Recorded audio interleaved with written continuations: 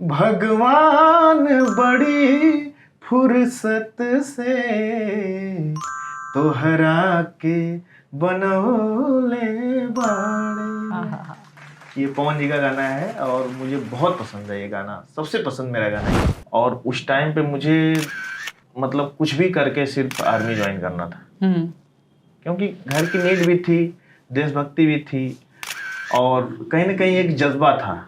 और मुझे लगता है कि वो जज्बा हर इंसान में होना चाहिए।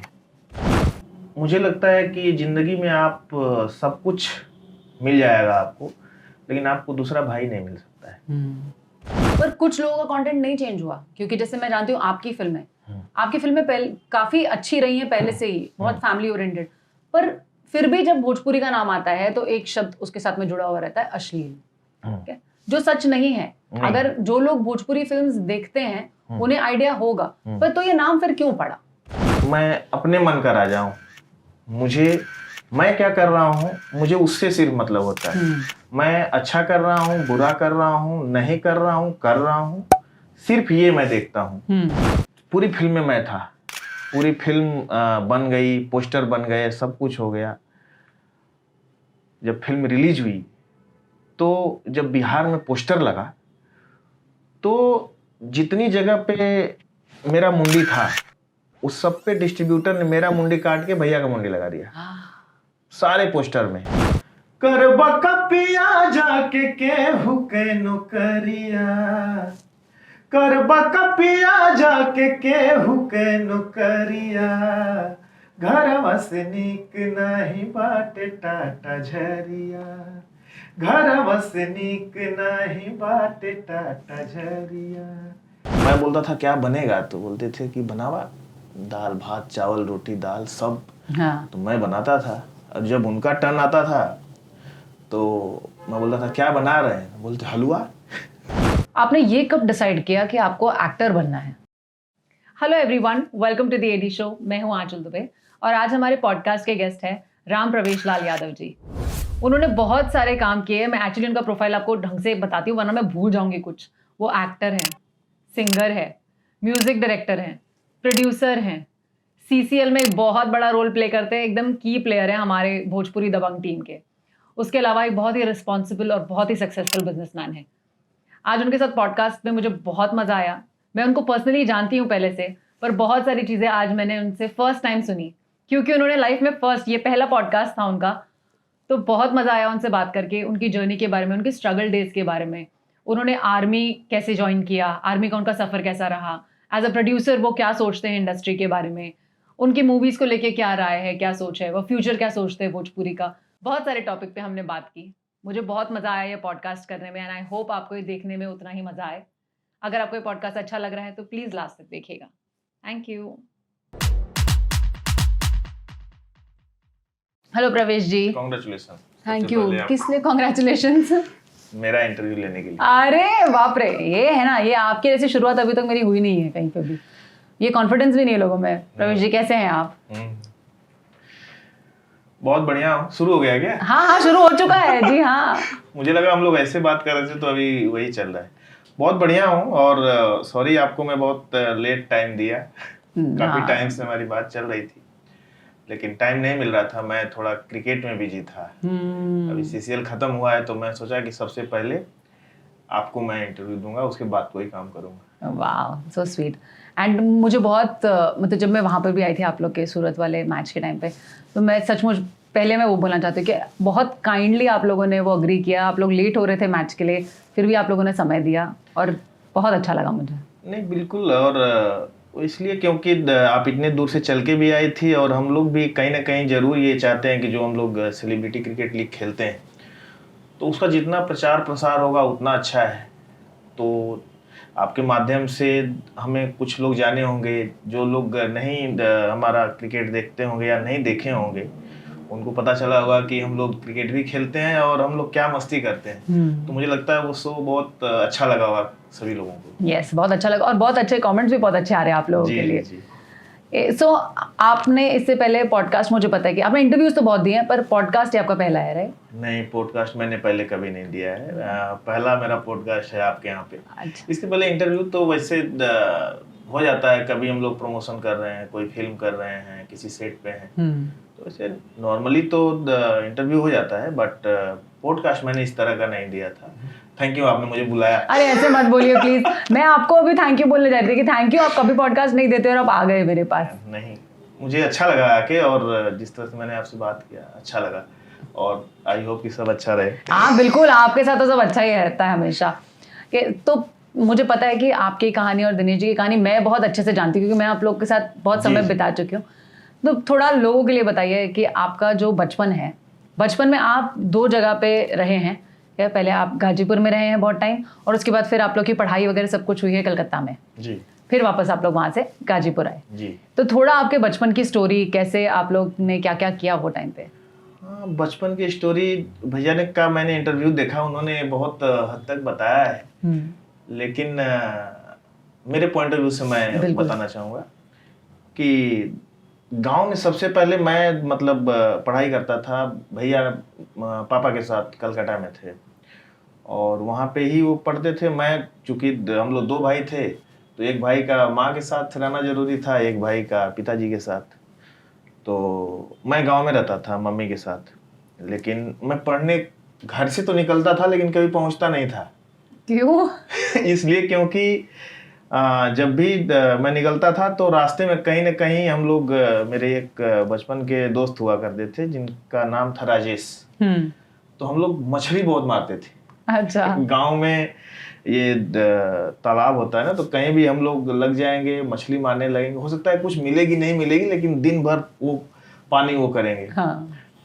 फिर उधर से जब हाफ टाइम होता था स्कूल का, जब बच्चे उधर से आते थे तो हम भी अपना झोला पटरी उठाते थे और फिर घर पहुंचते थे, फिर खाते थे, फिर वापस जाते थे, फिर वही काम करते थे, मछली ही मारते थे हम लोग। तो स्कूल में 4th क्लास तक पहुंचा ही नहीं। अरे बाप रे। जबकि घर की नज़र में मैं 4th क्लास में था, बट मैं कभी पहुंचा नहीं। फिर उसके बाद जब भैया आए तो भैया हमको कहानी सुनाते थे कि जानते हो वहाँ पे ना ऐसा है, वहाँ पे ऐसे हम लोग ना अंगूर ऐसे टांग देता हूँ और फिर मैं खाता हूँ, पिताजी सेव खिलाते हैं। तो बच्चे, तो हमको लगता था यार ये तो बड़े मजे में रहते हैं। वो मुझे सुनाते इसलिए थे क्योंकि वो खुद चाहते थे कि मैं भी उनके साथ जाऊं। हाँ। क्योंकि लास्ट मिनट पे जब मैं पिताजी से बोलता था कि चलूंगा चलूंगा चलूंगा, लेकिन लास्ट मिनट पे वो मुझे कुछ ना कुछ बोलते थे, कॉपी किताब खरीद देता हूँ तुम यहीं रहो, तो वो भी छोड़ देते थे। तो उन्होंने, मेरा भैया ने माइंड मेकअप किया कि इस बार कुछ भी बोले मानना मत, इस बार चलना तुम। अब इस बार तो पिताजी कुछ भी बोले, मैं बोला कि नहीं मैं तो चलूंगा। कुछ भी बोले, तुमको ये दे देता हूँ, तुमको देता, नहीं मैं तो चलूंगा, मैं कुछ नहीं जानता हूँ, या तो चलूंगा या तो नहीं पढ़ूंगा। सीधा मैंने वो कर दिया। फिर थक हार के पिताजी मुझे साथ में लेके गए और फिर वहां पे डायरेक्ट मेरा 4th में नाम लिखाया गया। अरे बाप रे। मैं इतना बड़ा हो गया था। और उसके साथ साथ तब से मैं लगभग मुझे लगता है कि 10 साल का था, तब से लेके और फिर बड़े हुए तब तक भैया और हम लोग साथ में ही रहे। और मैंने बहुत एडवांटेज उठाया। मैं और भैया साथ में रहते थे तो बहुत एडवांटेज वो भी मेरा उठाते थे, तो कहीं मैं भी उठाता था। वो वहां पे उठाते थे कि जैसे हम लोग को खाना बनाना है, जब पिताजी नहीं थे तब, जब गांव आ गए थे, तो मैं बोलता था क्या बनेगा, तो बोलते थे कि बनावा दाल भात चावल रोटी दाल सब। तो मैं बनाता था। अब जब उनका टर्न आता था तो मैं बोलता था क्या बना रहे हैं, बोलते हलवा। तो वो पूरा अपना सूजी का हलवा, कम टाइम लगता है उसमें, बर्तन भी कम यूज होता है, एक कढ़ाई यूज होगी तो आराम से धो देंगे। मैं तो बना रहा हूँ भाई यहाँ पे पूरा दाल चावल सब बना रहा हूँ। तो वो एडवांटेज उठाते थे। लेकिन उसके पहले जब पिताजी कुछ लेके आते थे, जब हम लोग छोटे थे, तो कुछ भी लेके अगर वो आए हैं, मान लीजिए अंगूर लेके आए हैं, तो मैं पहले आधा खाता था पहले। अच्छा। उसके बाद फिर मैं भाग के जाता था, उनको बुलाता था, बोलता पिताजी ये लेके आए हैं। फिर हम लोग जाते थे तो फिर मैं भी देखता था, बोलते तो उसमें फिर आधा आधा खाते थे हम लोग। बाप रे। तो ये मैं हमेशा करता था, लेकिन बता देता था, वो मेरा चोरी नहीं था। और उस टाइम से अभी तक मेरा और भैया का जो रिलेशनशिप है वो एक दोस्त जैसा है। मेरे बड़े भाई हैं, लेकिन हम लोग बहुत आपस में ओपन हैं। हम लोग बहुत एक दूसरे से हर मुद्दे पे, हर टॉपिक पे बात करते हैं और एक फ्रेंड जैसे हैं। हम लोग में वैसा कुछ भी वो बड़े छोटे वाला नहीं है कि अरे भैया है तो मुझे ये नहीं करना है, ये नहीं करना है। तो हम लोग बहुत फ्रेंडली हैं और कलकत्ता में रह के हम लोग बहुत एक दूसरे से, मुझे लगता है कि मैं गया इसी वजह से शायद हम लोग इतना फ्रेंडली हुए। उसके बाद फिर जब वो 12वीं में उनका हो गया वहाँ पे, मेरा 10वीं हो गया, फिर वो वापस गांव आ गए हम लोग। हाँ। जब पिताजी रिटायर हो गए वहाँ से, फिर गांव आके फिर वो बीकॉम करने लगे और अपना गायकी का स्ट्रगल करने लगे और मैं 12वीं में फिर वापस गांव में पढ़ने लगा। तो सब फ्रेंड्स जो आपके कलकत्ता के थे आज भी है फ्रेंड्स? हाँ है, सब तो नहीं, बट मुझे लगता है कुछ एक फ्रेंड हैं जो मेरे अभी कांटेक्ट में हैं। जैसे राजेश है, राजेश भगत, जो कि मेरा बेस्ट फ्रेंड हुआ करता था। तो आज भी वो मेरे कांटेक्ट में, क्या मेरे कंपनी में ही है, जो कि अभी मेरे साथ अभी काम कर रहा है। अरे वाह। मेरे कंपनी में काम करता है राजेश भगत, जो कि मेरा बचपन का फ्रेंड आज भी मेरे कांटेक्ट में है। वाह। इसके बाद क्या आपकी एक और जर्नी है जो लोगों को ऊपर ऊपर से पता है कि आप आर्मी में थे जी, पर उसकी शुरुआत कैसे हुई, कैसे आपका निर्णय बना आर्मी में जाने का, और क्या सोच के आपने डिसाइड किया कि आपका हमेशा से सपना था वो, या आपने ऐसे ही डिसाइड किया था? आर्मी वहीं से, जहाँ पे मैंने अभी पिछली स्टोरी खत्म किया था, वहीं से स्टार्ट करता हूँ, अच्छा, क्योंकि उसके बाद ही वो आता है। ओके। 12वीं में जब पढ़ रहा था मैं, तब मेरा लगभग हो गया। फिर बीए फर्स्ट ईयर में मैं ग्रेजुएशन के लिए नाम लिखाया और 4 किलोमीटर दूर मेरे घर से सादात, जहाँ पे कि मैं पढ़ता था, वहाँ पे 4 किलोमीटर दूर है लगभग। तो वहाँ पे मैं साइकिल से जाता था, जो पिताजी एक साइकिल खरीदे थे। फर्स्ट ईयर किया मैं, लेकिन जब सेकेंड ईयर मुझे करना हुआ तब तक पिताजी की डेथ हो चुकी थी। 2001 में, और 2000 में ही उनकी डेथ हो चुकी थी। 2001 में मैं बीए फर्स्ट ईयर किया। और जब मैं सेकेंड ईयर करने के लिए सोचा, तो उस टाइम पे जो मतलब बीए सेकेंड ईयर में मुझे जो एडमिशन कराना था, जो उस समय जो मुझे फीस पे करना था, तो वो मेरे पास नहीं था, बिकॉज ऑफ पिताजी नहीं थे और भैया भी स्ट्रगल ही कर रहे थे। तो उस टाइम पे मैंने जिस साइकिल से मैं जाता था, वो साइकिल में बेच दिया और फिर मैंने सेकेंड ईयर में उस पैसे से अपना नाम लिखाया।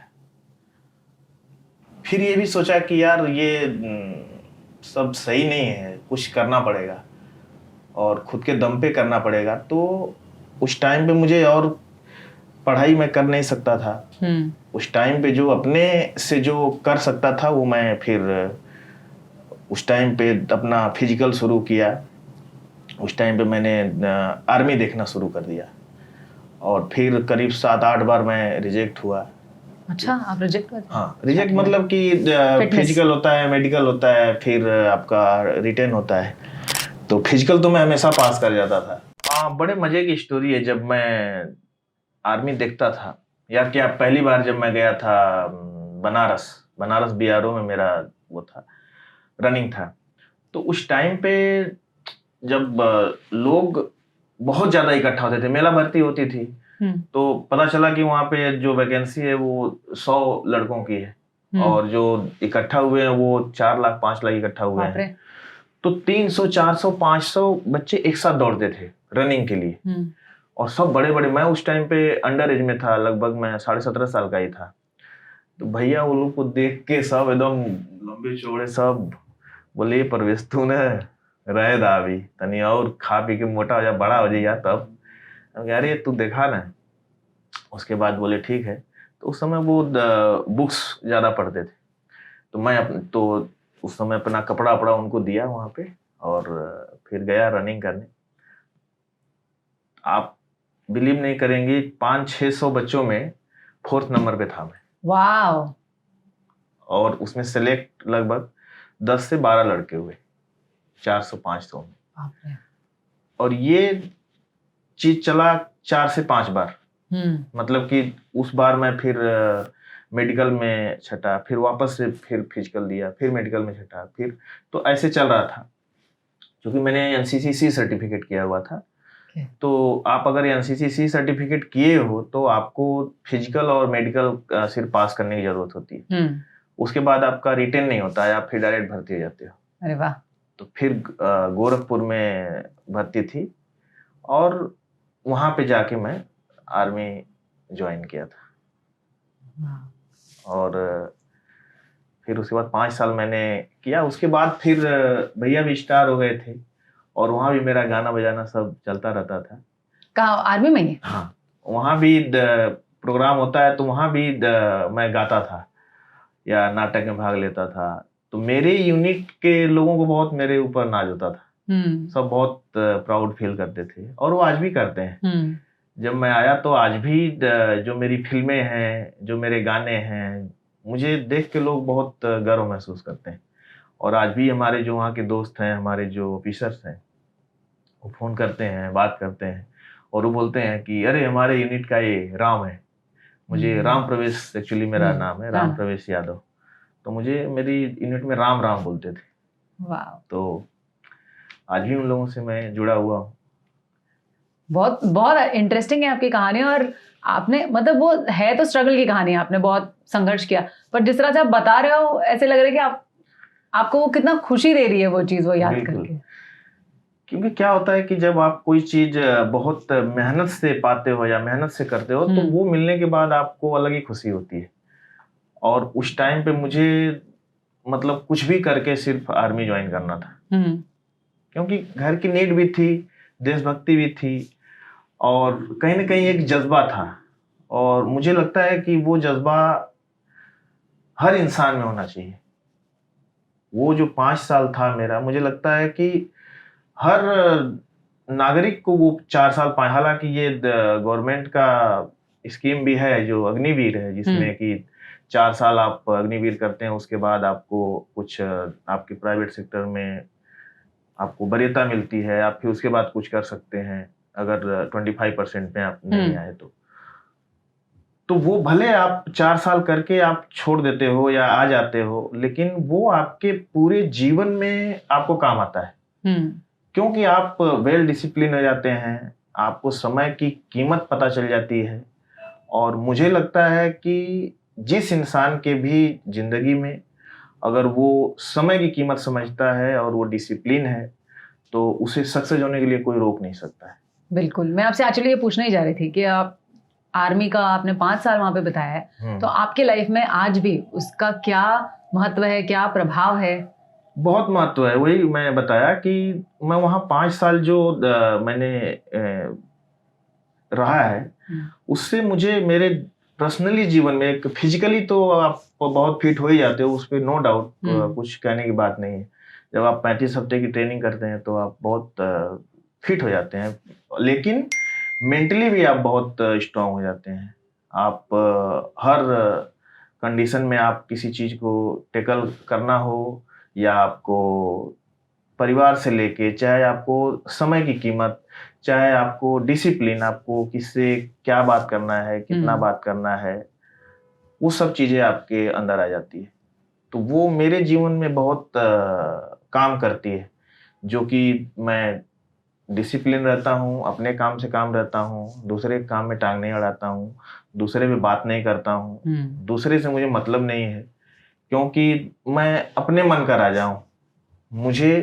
मैं क्या कर रहा हूँ मुझे उससे सिर्फ मतलब होता है। मैं अच्छा कर रहा हूँ, बुरा कर रहा हूँ, नहीं कर रहा हूँ, कर रहा हूँ, सिर्फ ये मैं देखता हूँ। वो मैं नहीं देखता हूँ कि ये वो कर रहे हैं, ये वो कर रहे हैं, ये क्यों नहीं कर रहे हैं। ठीक है, ये उनकी मर्जी है। मुझे अपने से मतलब होता है कि मैं क्या कर रहा हूँ और मैं मतलब किस स्तर पे पहुंचा हूँ, मुझे और जीवन में क्या करना है। तो मैं उस पर हमेशा काम करता हूँ कि मुझे क्या चाहिए, मुझे क्या करना चाहिए। तो वो सब मुझे उसी डिसिप्लिन और उसी की वजह से आया हुआ है। तो आपने अभी कहा कि आपने 5 साल वो किया और उसके बाद आपका वहाँ पे गाना बजाना वहाँ पे भी स्टार्ट हो गया। आपने ये कब डिसाइड किया कि आपको एक्टर बनना है? क्योंकि गाना बजाना स्टार्ट हुआ तो आप सिंगर बन सकते थे, एक्टिंग का कैसे आया दिमाग में? एक्टिंग का जब मैं आर्मी से आया तो भैया से मिला मुंबई में, पहली बार जब आया तो मैं उनके साथ लगभग 1 साल मैंने कुछ किया नहीं था, तो साथ में मैं रहता था। तो बोले क्या करोगे? मैं बोला कि, वो बोले कि देखो एक बार, अगर क्या तुमको लगता है वो करना। मैं बोला कि ठीक है। हालांकि गायकी और ये सब चीजें तो खून में थी पहले से, जब मैं आर्मी में नहीं था तब भी, जब आर्मी में था तब भी, जब आर्मी छोड़ गया तो भी। तो मैं उनके साथ लगभग 1 साल तक घूमा, कुछ नहीं किया, सिर्फ देखा। फिर वो बोले क्या क्या लगता है तुमको? मैं बोला कि जो आप करते हो यही करूंगा मैं। अरे वाह। बोले हीरो? मैं बोला कि हाँ। तो बोले कि ठीक है, अगर ये करना है तो इसके लिए तैयारी करो। फिर उसके बाद मैंने एक्टिंग के लिए बैरी जॉन ज्वाइन किया, जहाँ पे कि मैंने 3 महीना एक्टिंग क्लास किया। उसके बाद मैंने जिम ज्वाइन किया। उसके बाद मैंने फिर एक्शन की ट्रेनिंग लिया। उसके बाद फिर मैं पहली फिल्म अपनी किया, चलने के चालल दूल्हा, जो कि 2008 में रिलीज हुई, और मेरी पहली फिल्म सिनेमाघरों में 50 दिन पूरा किया। वाव। तो वो भी मेरे लिए बहुत प्राउड है कि यहाँ पे जब आप पहली फिल्म करते हैं तो आपका डेब्यू कैसा हुआ है, आपकी एंट्री कैसी हुई, कहीं भी किसी भी सेक्टर में, वो मायने रखता है। तो मेरी फिल्म लाइन में भी जो एंट्री हुई बहुत धमाकेदार हुई। तो ये मुझे एक्चुअली कुछ आप लोग की स्टोरी से मुझे पता चला कि म्यूजिक कॉम्पोजिशन जो है वो आपने बहुत बचपन में ही स्टार्ट कर दी थी, तो उसकी क्या स्टोरी है और वो गाना कौन सा है? हाँ, actually music composition, music director बनने का मेरा बचपन से ही शौक था। मतलब सपना था एक तरह का। क्योंकि जब भैया स्ट्रगल कर रहे थे और वो जब गा रहे थे तो मैं उनके साथ कोरस कहता था। अच्छा। मैं, हरिकेश, मिठाई भैया, हम लोग कोरस करते थे, मेन कोरस वाले हम लोग थे। तो उसमें जो लोग जो हारमोनियम बजाता था, भैया लाल, बहुत अच्छा बजाता था। तो मुझे ना, फिर जब मैं घर आते थे तो मैं वो हारमोनियम लेके शुरू हो जाता था बजाना, और मुझे बहुत अच्छा लगता था। तो मुझे लगता था कि मैं ये हारमोनियम बजा सकता हूँ और बहुत अच्छा बजाऊंगा। तो उसके बाद फिर मुझे लगा कि यार मैं ना बड़ा होके कोरस नहीं कहूंगा, मैं म्यूजिक डायरेक्टर बनूंगा। तो और जहां तक पहले गाने की आप बात कर रही हैं, तो हम लोग ना जब गांव में छत पे सोते थे मैं और भैया, तो हम लोग में कंपटीशन चलता था कि आप नया लिरिक्स बनाओ और मैं नया म्यूजिक बनाऊंगा उसका। अच्छा। तो हम लोग ऐसे सोए थे रात को, और वो बगल में सोए थे, मैं इधर सोया था। तो उन्होंने मुझे लिरिक्स दिया कि करबा का पिया जाके केहू के नौकरिया, घरवा से नीक नहीं बाटे खेती बरिया। ये मुझे उन्होंने लिरिक्स दिया। हाँ। तब मैंने उस टाइम अपने जीवन का पहला जो कंपोजिशन था वो किया था, और वो मैं कुछ इस तरह से किया था। करबा का पिया जाके केहू के नौकरिया, करबा का पिया जाके केहू के नौकरिया, घरवा से नीक नाही बाटे टाटा झरिया, घरवा से नीक नाही बाटे टाटा झरिया। तो ये गाना मेरा जिंदगी का पहला कंपोजिशन था, और ये भैया ने मुझे बताया। वाह। तो भैया से आप बहुत प्यार करते हैं, भैया के साथ बहुत अच्छा रिलेशनशिप है, क्या डायनामिक्स है आपका और उनका? कैसा आज भी कैसा रिश्ता है आपका? बहुत अच्छा रिश्ता है। मुझे लगता है कि हर छोटे और बड़े भाई को ऐसा होना चाहिए जैसा कि हम लोग का रिश्ता है। क्योंकि मुझे लगता है कि जिंदगी में आप सब कुछ मिल जाएगा आपको, लेकिन आपको दूसरा भाई नहीं मिल सकता है। और भाई, जो बड़ा भाई होता है, वो मेरी नज़र में आपके पिता के समान होता है। तो मैं उनको वही इज्जत देता हूँ, या मैं वही मानता हूँ, क्योंकि मेरे पिताजी हैं भी नहीं, तो मैं उनको तो एक पिता की तरह ही मानता हूँ, और वो भी मुझे अपना छोटा बेटा ही मानते हैं, उतना ही प्यार देते हैं, और मैं उसी हक से उनसे चीज़ें मांगता भी हूँ, उनसे कहता भी हूँ, उनसे लड़ता भी हूँ, जो एक बेटे का हक होता है एक पिता से। तो मैं उनको अपना पिता ही मानता हूँ, और हम लोग का बहुत अच्छा कॉम्बिनेशन है हम लोग। और वो भी, मैं जितना प्यार करता हूँ उतना वो भी मुझे प्यार करते हैं। क्योंकि क्या होता है कि आप लक्ष्मण तभी हो सकते हो जब सामने वाला राम हो। बिल्कुल। तो वो राम है तो मैं रावण नहीं हो सकता हूँ। तो मैं उनसे उतना प्यार करता हूँ, या मैं अगर इतना अगर लक्ष्मण हो तो उसमें कहीं ना कहीं उनका हाथ है कि वो इतने अच्छे हैं, क्योंकि मैं अकेला नहीं, मुझे नहीं लगता कि इंडस्ट्री में कोई भी इंसान होगा जो उनको प्यार नहीं करता होगा। बहुत कम लोग मिलेंगे जो उनकी बुराई करें या उनके बारे में गलत बोलें।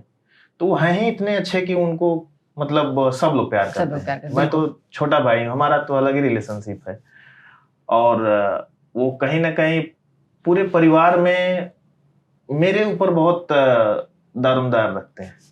कोई भी चीज होगा तो प्रवेश से पूछ ला। आप छोटे हैं फिर भी आपको अगर वो अहमियत मिलती है कि आप इस चीज का डिसीजन लो या ले सकते हो, तो जिम्मेदारी बढ़ जाती है एक्चुअली। मुझे उनकी जिम्मेदारी लेके मैं चलता हूँ एक्चुअली। हाँ, ये बात सही है। और अच्छा लगता है कि मुझे इस लायक को समझते हैं कि मैं जो डिसीजन लूंगा, मैं जो करूंगा वही सही है। कुछ भी अगर हमारे घर में अगर कुछ प्रॉपर्टी लेना है, कोई डिसीजन लेना है, बच्चों को कहाँ पढ़ना चाहिए, कोई मतलब A to Z कोई भी अगर डिसीजन है, तो मेरे बड़े भाई हैं फिर भी मुझसे पूछते हैं कि प्रवेश ये किया जाए, ये करना चाहिए। मैं बोल दिया कि हाँ करना चाहिए, तब ठीक है। अगर मैं कोई भी उसमें इफ बट लेकिन या मुझे नहीं लगता है करना चाहिए, तो भी मैं स्ट्रेट फॉरवर्ड नहीं बोल सकता कि नहीं करना चाहिए। मैं बोलूँगा हाँ ठीक है, लेकिन मुझे लग रहा है कि अच्छा जायदा। तब वो समझ जाते हैं कि मैं क्या चाहता हूँ। तो हम लोग का जो रिलेशनशिप है वो बहुत अंतरात्मा वाला है। हम लोग को कुछ एक दूसरे से बोलने की जरूरत नहीं पड़ती है। हम लोग एक साथ हो तो वो जानते हैं मैं क्या चाहता हूँ। तो ऐसा हर भाई को होना चाहिए, बड़े भाई को भी ऐसा होना चाहिए, छोटे भाई को ऐसा होना चाहिए, मेरा ऐसा मानना है। बिल्कुल। और आप लोग का वो रिलेशनशिप हम जैसे जो आपके आसपास के हैं उनको वो डेफिनेटली दिखता है। यहाँ पर एक बात एक और भी आती है, अभी इसको आप कैसे लेंगे मुझे नहीं पता। नहीं, आपको लॉन्च करने के लिए उन्होंने प्रोडक्शन कंपनी खोली है ना, आपको लॉन्च भी किया, आपकी फिल्म बहुत हिट भी हो गई, फिर आप इतना मानते हैं उनको। बिल्कुल मानते हैं। तो हमसे कहाँ भूल हुई वाला क्वेश्चन उनका आना चाहिए, क्यों उनको निकाल दिया? कहाँ से? प्रोडक्शन हाउस से। अरे ऐसा कुछ नहीं है, मैंने निकाला तो... नहीं, ऐसा नहीं है। मैं बताता हूँ एक्चुअली, जब फिल्म मेरी पहली आई चलने की चाल दुल्हा, तब प्रोडक्शन वो देख रहे थे जिसमें मुझे उन्होंने लॉन्च किया। फिर उसके बाद चलने की चाल का ही अभी पैचवर्क चल रहा था, तभी फिल्म एक शुरू हुई थी प्रेम के रूप बैल, जिसमें वो खुद प्रोडक्शन देख रहे थे। तो 10 दिन लगभग शूटिंग खत्म हुआ, मुझे फोन किए कि तुम आ जाओ। मैं बोला क्या हो गया, क्योंकि मैं फिर मुंबई में था, मैं आजमगढ़ में शूटिंग चल रही थी उनकी। बोले नहीं तुम आ जाओ। मैं बोला कि हुआ क्या आप बताओ। नहीं आ जाओ तुम। ठीक है मैं बोले आ जाओ नहीं तो मैं पैकअप कर दूंगा। मैं बोला अरे भाई पैकअप मत करो, मैं आता हूँ। हाँ। फिर मैं गया वहां पे, फिर ये बोले ना कि ये सब ना तुम संभालो, हाँ ये ऐसा ये सब तुम संभालो। ठीक है। उस दिन से मैं अपना देखने लगा प्रोडक्शन। फिर क्या होता है जब प्रोडक्शन आप करते हो तो हर चीज का एक रूल होता है, हर चीज का एक वे होता है। शूटिंग करना है तो कितना पेमेंट करना है, कैसे पेमेंट करना है, किसी को भी पेमेंट करना है तो कैसे करना है, और वो मुझे लगता है कि सबके अंदर नहीं हो सकता। तो अब मुझे वो बोले, पता चले कि कोई आए और बोले कि भैया बोले हैं इतना पैसा दे दीजिए। भैया बोले हैं मतलब? नहीं वो दिनेश जी से बात हो गई है। अच्छा ठीक है मैं दे रहा हूँ। फिर मैं उनको पूछा कि अरे आप उनको बोले पैसा देने के लिए? बोले हाँ दे दो, कल जब देना है तो आज ही दे दो ना, क्या जरूरत है। मैं बोला अच्छा ठीक है। नहीं मैं भी जल्दी नहीं बोला, फिर मैं बोला ठीक है कोई बात नहीं। अब वो हर दूसरे दिन मैं मतलब पैसा देने में ही तबाह रहा हूँ। जनरली क्या होता है कि हम टेक्नीशियन को एक एडवांस दे देते हैं, एग्रीमेंट करते हैं, और बीच में मान लीजिए कि एक बार हम तुमको ये पेमेंट करेंगे, फिर जब शूटिंग खत्म होगी तो हम ऑफिस में आएंगे फिर देंगे। हाँ। ऐसा होता है जनरली। हाँ, बिल्कुल। अब डेली पेमेंट तो नहीं बांटेंगे वहां पे जब जो शूटिंग का जो लोकल खर्चा होता है वो हम लोग देते हैं। लेकिन वो बोले डेली दे दो। मैं बोला ठीक कोई बात नहीं है। लास्ट डे एक्चुअली हुआ क्या कि पैकअप हो गया था, और सब जो गाड़ी वाले थे वो लोग बोले कि हमारा पेमेंट वगैरह हिसाब, मैं बोला ठीक है सबका, प्रोडक्शन वाले बोला सबका हिसाब कर दो, हिसाब सबका कर दिया। और मैं बोला कि ठीक है ये तुम्हारा हिसाब है, ये पेमेंट है, ये सुबह जब तुम पूरी यूनिट को छोड़ दोगे स्टेशन पे तो ये पैसे अपना आके प्रोडक्शन वाले से ले लेना। मेरा पॉइंट ऑफ व्यू सही था, बोले ठीक है। अब वो सब पहुंच गए भैया के पास, कमजोर कड़ी, भैया वो पैसे नहीं दे रहे, पैसे नहीं दे रहे। फिर मुझे बोला अरे यार तुम पागल हो क्या, आदमी हो, दे दो ना उनको पैसे। मैं बोला सुबह दे दूंगा, आपने सुन सुबह देना है तो अभी दे दो ना, अभी देने में क्या प्रॉब्लम है। मैं बोला ठीक है दे दो, मैंने दे दिया। सुबह सारे गाड़ी वाली गायब, यूनिट को एयर जाना है रेलवे स्टेशन और सारे गाड़ी वाले गायब, रात को पैसा लेके अपना निकल। मतलब भागते भागते ट्रेन छूट गई पूरी यूनिट की। बाप रे। आप सोचिए, नेक्स्ट डे का मैं टिकट कराया, मैं उनको आगे बोला आप देखे, मैं ऐसा नहीं कि पैसा नहीं देता हूँ, मैं कब देना है ये मुझे पता है, क्योंकि होता यही है। तो आप एक काम करो, अगर आज से, बोले कि अरे हाँ यार गलती हो गया, तो मैं बोला कि आज से अगर आप प्रोडक्शन में आप अगर बोलोगे कि इसको दे दो उसको दे दो, मैं आपके हिसाब से कुछ भी नहीं दूंगा, और नहीं तो आप ही प्रोडक्शन कर लो, अगर मैं करूंगा तो आप कुछ बोलोगे नहीं। अच्छा। बोले भाई मैं आज के बाद कुछ नहीं बोलूंगा, और मैं सिर्फ सेट पे आर्टिस्ट बन के आऊंगा और आर्टिस्ट बन के जाऊंगा। उस दिन से आज तक वो कभी प्रोडक्शन में नहीं घुसे। वो खुद भी, उनको मैं अगर अपना सेट है मैं कॉल टाइम दूंगा कि इतने बजे अपना सुबह 7 बजे रेडी, बोलेंगे ओके, उसने से मतलब है उनको। उसके बाद अपना खाएंगे सो जाएंगे सुबह। लेकिन ये भी है कि 7 बजे से लेट भी नहीं होना, 7 बजे मैं नीचे हूँ। तो एकदम वो आर्टिस्ट वाला व्यवहार रखते हैं। उनको, उनके पास सब कोई जाता है कि भैया वो हम हो कि निकाल दिया फिल्मिया से तब मनवा लो, हम ना कर पाए, भैया जा परवेश से बात कराओ। तो तब से ये कहानी है, मतलब लेकिन प्रोडक्शन तो सब उनका ही है, सिर्फ मैं तो नहीं ऐसे नहीं है। और आप बहुत मेहनत भी करते हैं उस चीज के लिए, और एक प्रोड्यूसर को उतना कड़ा होना पड़ता है, क्योंकि अगर आप उस तरिके से नहीं करोगे तो फिर हर जगह लोग एडवांटेज लेने लगेंगे। और वही तरीका है, कुछ अलग नहीं है, वही तरीका है, एक सिस्टम वही है जो जिस सिस्टम से मैं चलता हूँ। बिल्कुल वही सिस्टम सही नहीं। जब फिल्म खत्म हो जाती है तो किसी का पैसा बाकी थोड़ी रहता है, बिल्कुल सबका दे ही देते हैं। लेकिन वो अगर तरीके से नहीं देंगे तो फिर फंस जाएंगे। हाँ, ये दिक्कत होती है। हाँ, अब कोई उस टाइम उसी फिल्म में कोई हेयर ड्रेसर थी, आई, अब बोली कि सर हमको इतना पैसा दिलवा दीजिए, अगले पिक्चर में हम लोग एडजस्ट कर दूंगी, मेरा ये काम है। अब वो मुझे बोल रहे हैं दे दो। मैं बोला कि अरे अगली पिक्चर में वो रहेंगी नहीं रहेंगी, करेंगी नहीं करेंगी, इसका क्या गारंटी, अरे दे दो ना यार तुम। ठीक है दे दिया। अब अगली पिक्चर जब कर रहे हैं तो वो कहीं और व्यस्त है। मैं बोला कि थोड़ा उनको बुलाइए फोन करके। तो अब फोन, नहीं सर मैं तो बिजी है इधर। अच्छा, मैं बोला देखिए अब तो ये सब चीजों की वजह से फिर वो, मैंने ये नहीं उनको प्रोडक्शन से नहीं निकाला मैंने बोला कि आप इसमें पढ़िए मत, आप एज ए आर्टिस्ट काम करिए, प्रोडक्शन मैं तभी देखूंगा जब आप मुझे पूरा करने देंगे। तो ये कहानी। तो प्रवेश जी, एक्टर, आपका पहले से शुरू करें तो army, actor, singer, music director, producer, बहुत ही रिस्पॉन्सिबल, बहुत सक्सेसफुल, लेकिन बहुत हम्बल बिजनेसमैन। कुछ छूट रहा है? नहीं मुझे नहीं लगता। नहीं आपका कुछ करना छूट रहा है, किसी और के लिए कुछ छोड़ेंगे? सब तो कर लियो और कुछ बाकी है? नहीं पता नहीं, हो सकता है मेरे अंदर वो गुण भगवान ने दिया है तो मैं करता हूँ, क्योंकि मैं कुछ भी जबरदस्ती नहीं करता हूँ, जो मेरे अंदर टैलेंट है मैं वही करता हूँ। जब मैं आर्मी में गया तो मैं अपनी मेहनत से गया, जब मैं एक्टर बना तो एक्टर के साथ साथ प्रोड्यूसर बनने की भी कहानी है। उसमें हमारे पार्टनर थे, जो हमारे डायरेक्टर थे अजय भैया, अजय सिन्हा जी, जो मेरे गुरुजी हैं, तो वो और हमारा प्रोडक्शन दोनों पार्टनर था।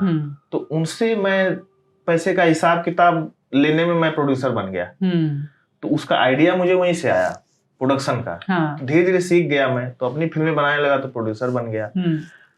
म्यूजिक का जो आपने कहा, म्यूजिक डायरेक्टर का मेरा बचपन से ही शौक था। जब मैं छोटा था तब सिंगिंग मेरे खून में थी। जब मेरे पिताजी गाते थे, मेरे दादाजी गाते थे, मेरे बड़े भैया विजय लाल यादव गाते हैं आज भी, मेरे बड़े भैया गाते थे, तो ये हमारा सिंगिंग का हमारा चला आ रहा है पहले से ही। तो मुझे नहीं लगता कि मैंने कुछ अलग से कुछ करा है।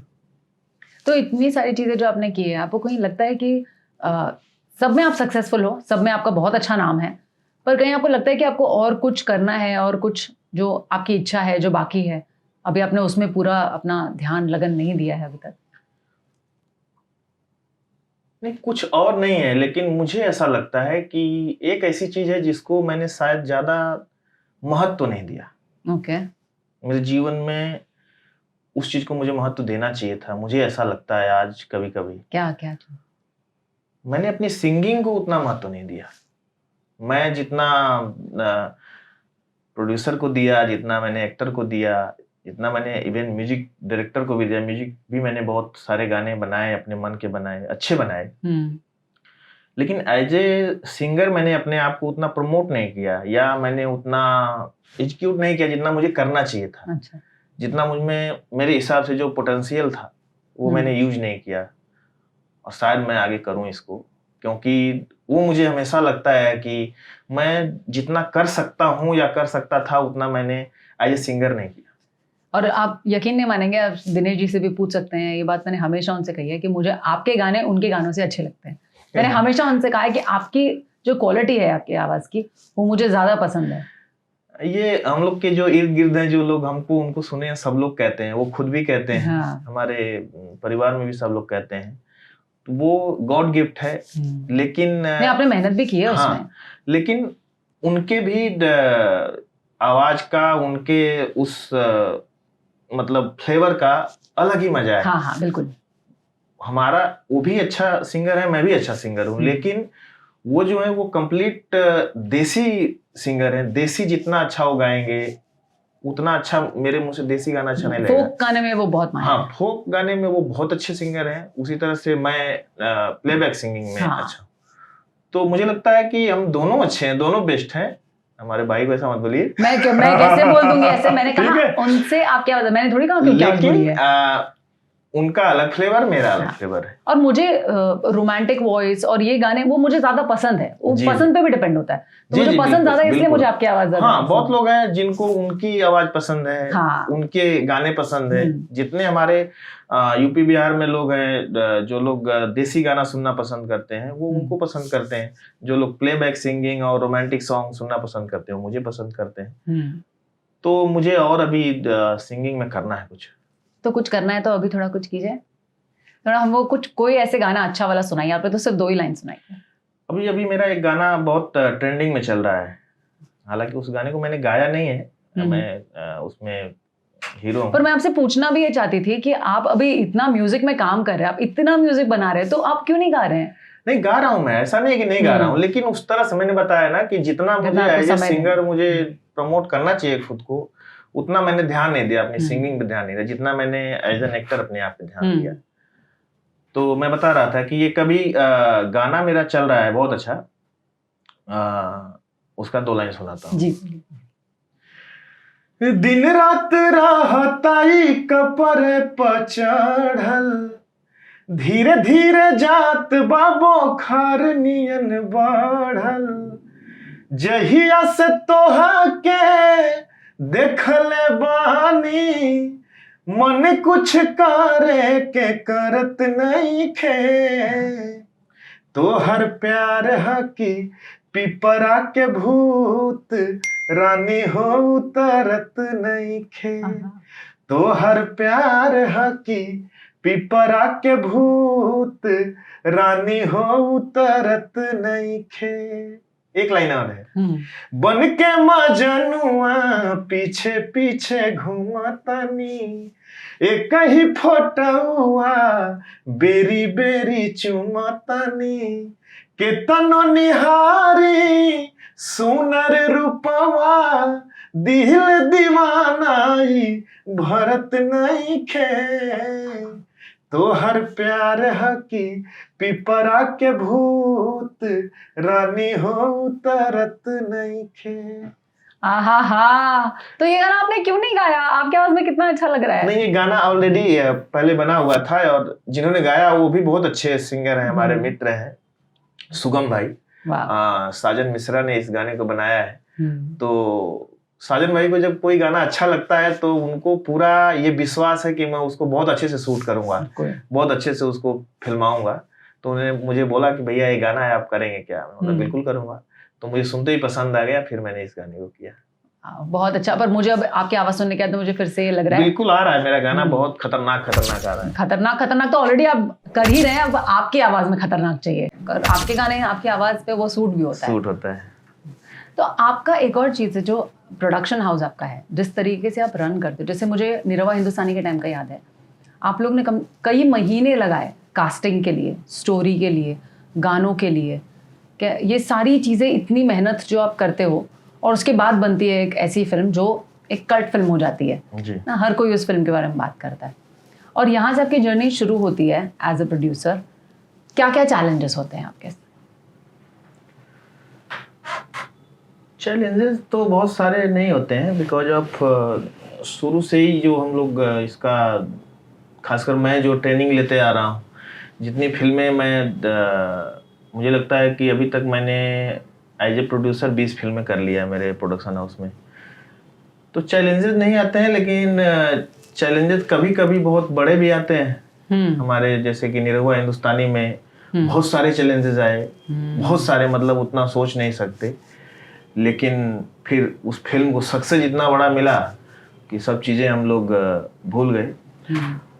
तो फिल्म प्रोडक्शन में कोई मुझे नहीं लगता कि मुझे बहुत सारे चैलेंजेस आते हैं, बट मेहनत तो लगती है, क्योंकि एक फिल्म को जब हम लोग बनाते हैं तो राइटिंग से लेके, उसका म्यूजिक बनाने से लेके, फिर कास्टिंग से लेके, फिर उसको जब बना लेते हैं उसके बाद उसका पोस्ट, और फिर फाइनली सही टाइम पे रिलीज भी होना चाहिए। क्योंकि आप अगर बहुत अच्छा कंटेंट या अच्छी फिल्म बना लिए हैं, लेकिन अगर सही टाइम पे और सही उस पे अगर रिलीज नहीं होगा तो फिर वो मेहनत पानी हो जाती है। तो सब चीज़ों का ध्यान रखते हुए करना पड़ता है कि हम इस टाइम पे इसको शूट करें, इस टाइम पे इसका पोस्ट करें और इस टाइम पे इसको रिलीज करें। तो और वो हम हमेशा प्लानिंग से करते हैं, क्योंकि एक फिल्म बनाने में मुझे लगता है कि 6 मंथ लग जाता है और 6 महीने की वो मेहनत होती है, तो वो मिसफायर नहीं होना चाहिए। इस हिसाब से ही हम काम करते हैं फिल्म बनाने के लिए। तो आपने बहुत मेहनत से, बहुत कम से शुरू किया, बहुत ज़्यादा चीज़ें नहीं थी आपके, नो डाउट आपके भाई इंडस्ट्री में बहुत बड़ा नाम हो चुके थे, पर प्रोड्यूस करना फिर भी एक अलग चीज़ है। आप नए थे उस फील्ड में, आपने बहुत मेहनत की और उसको पूरा सेटअप किया, और आज ऐसा टाइम है कि आपकी फिल्म जो है वो लंदन में शूट हो रही है। ठीक है, सो निरहुआ हिंदुस्तानी 4 जो शूट हुई वो आपके लंदन में शूट हुई जी। क्या फीलिंग है, कैसा लग रहा है आपको? बहुत अच्छी फीलिंग है, क्योंकि मैं कभी सोच भी नहीं सकता था कि हम लोग की फिल्में आउट ऑफ इंडिया शूटिंग होगी या इस तरह का कंसेप्ट बनेगा, इस तरह का प्रोजेक्ट बनेगा।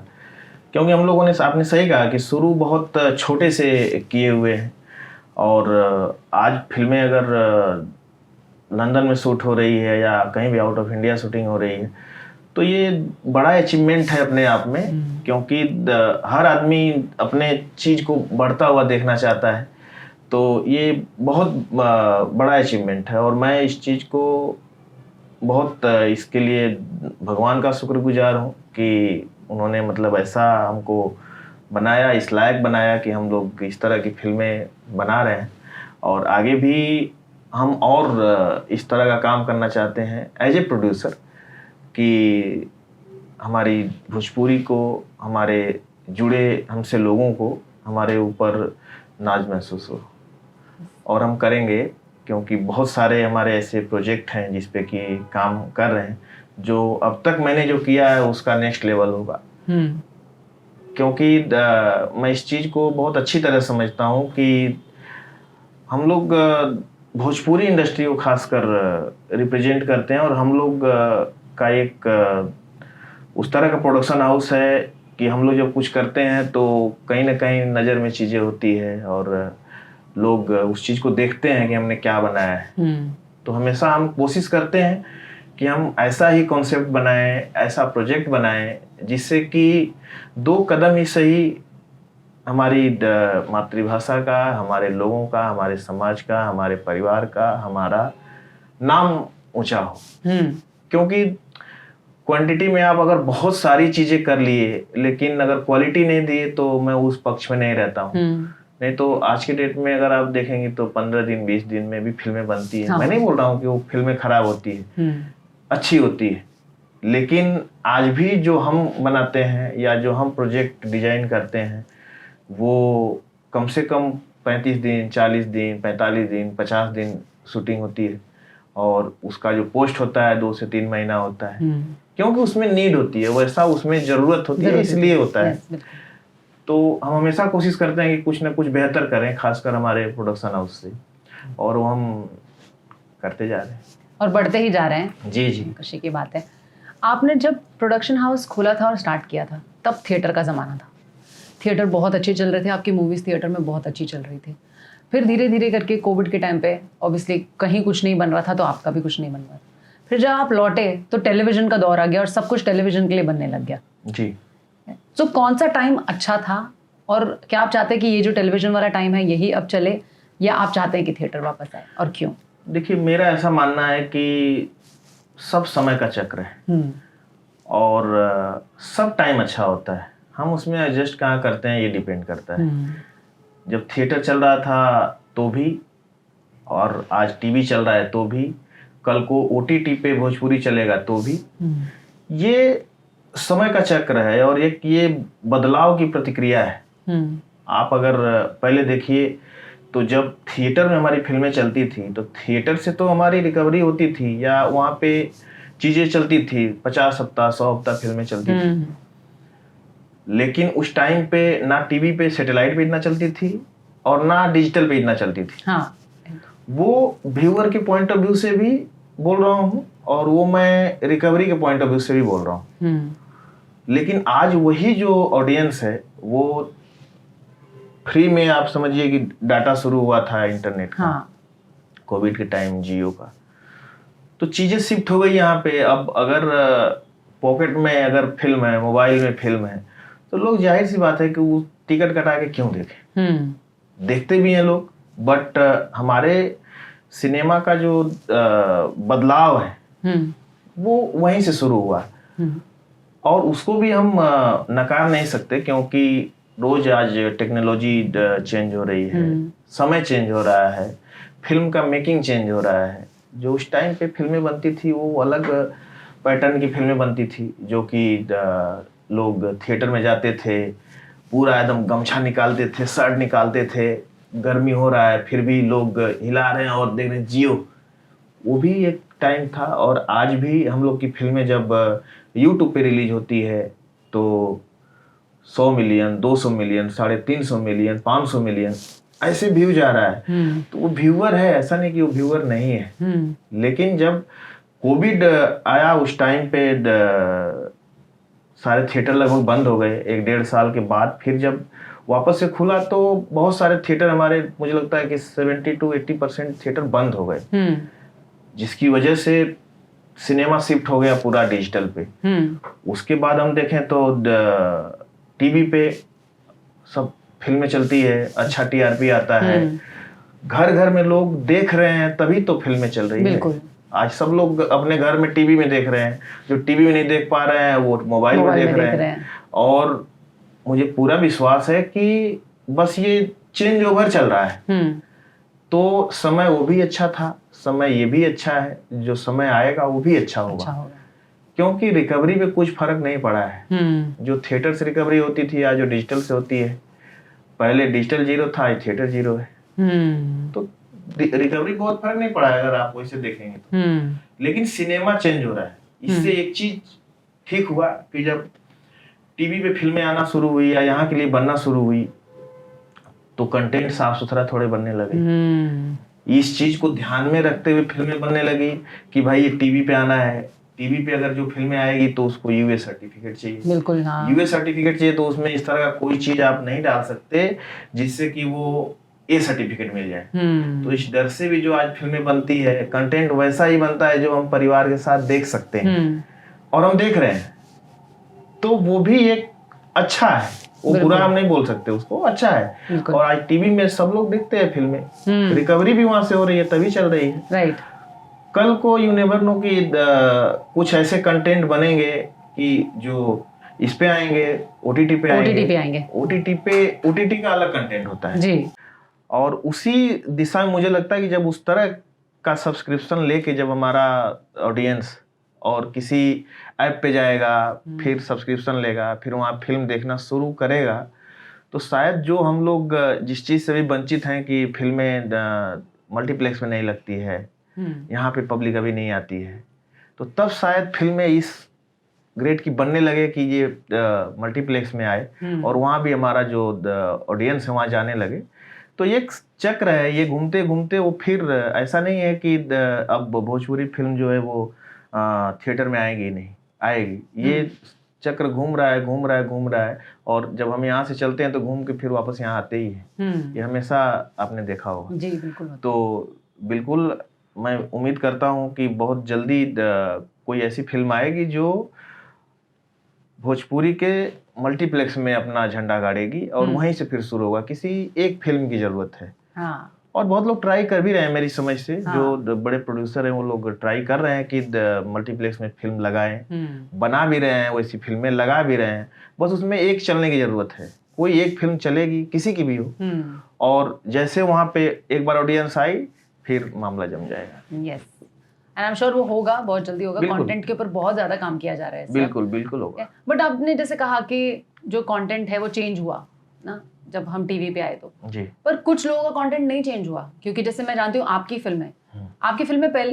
काफी अच्छी रही हैं पहले से ही, बहुत फैमिली ओरिएंटेड, पर फिर भी जब भोजपुरी का नाम आता है तो एक शब्द उसके साथ में जुड़ा हुआ रहता है, अश्लील, जो सच नहीं है। अगर जो लोग भोजपुरी फिल्म्स देखते हैं उन्हें आइडिया होगा, पर तो ये नाम फिर क्यों पड़ा?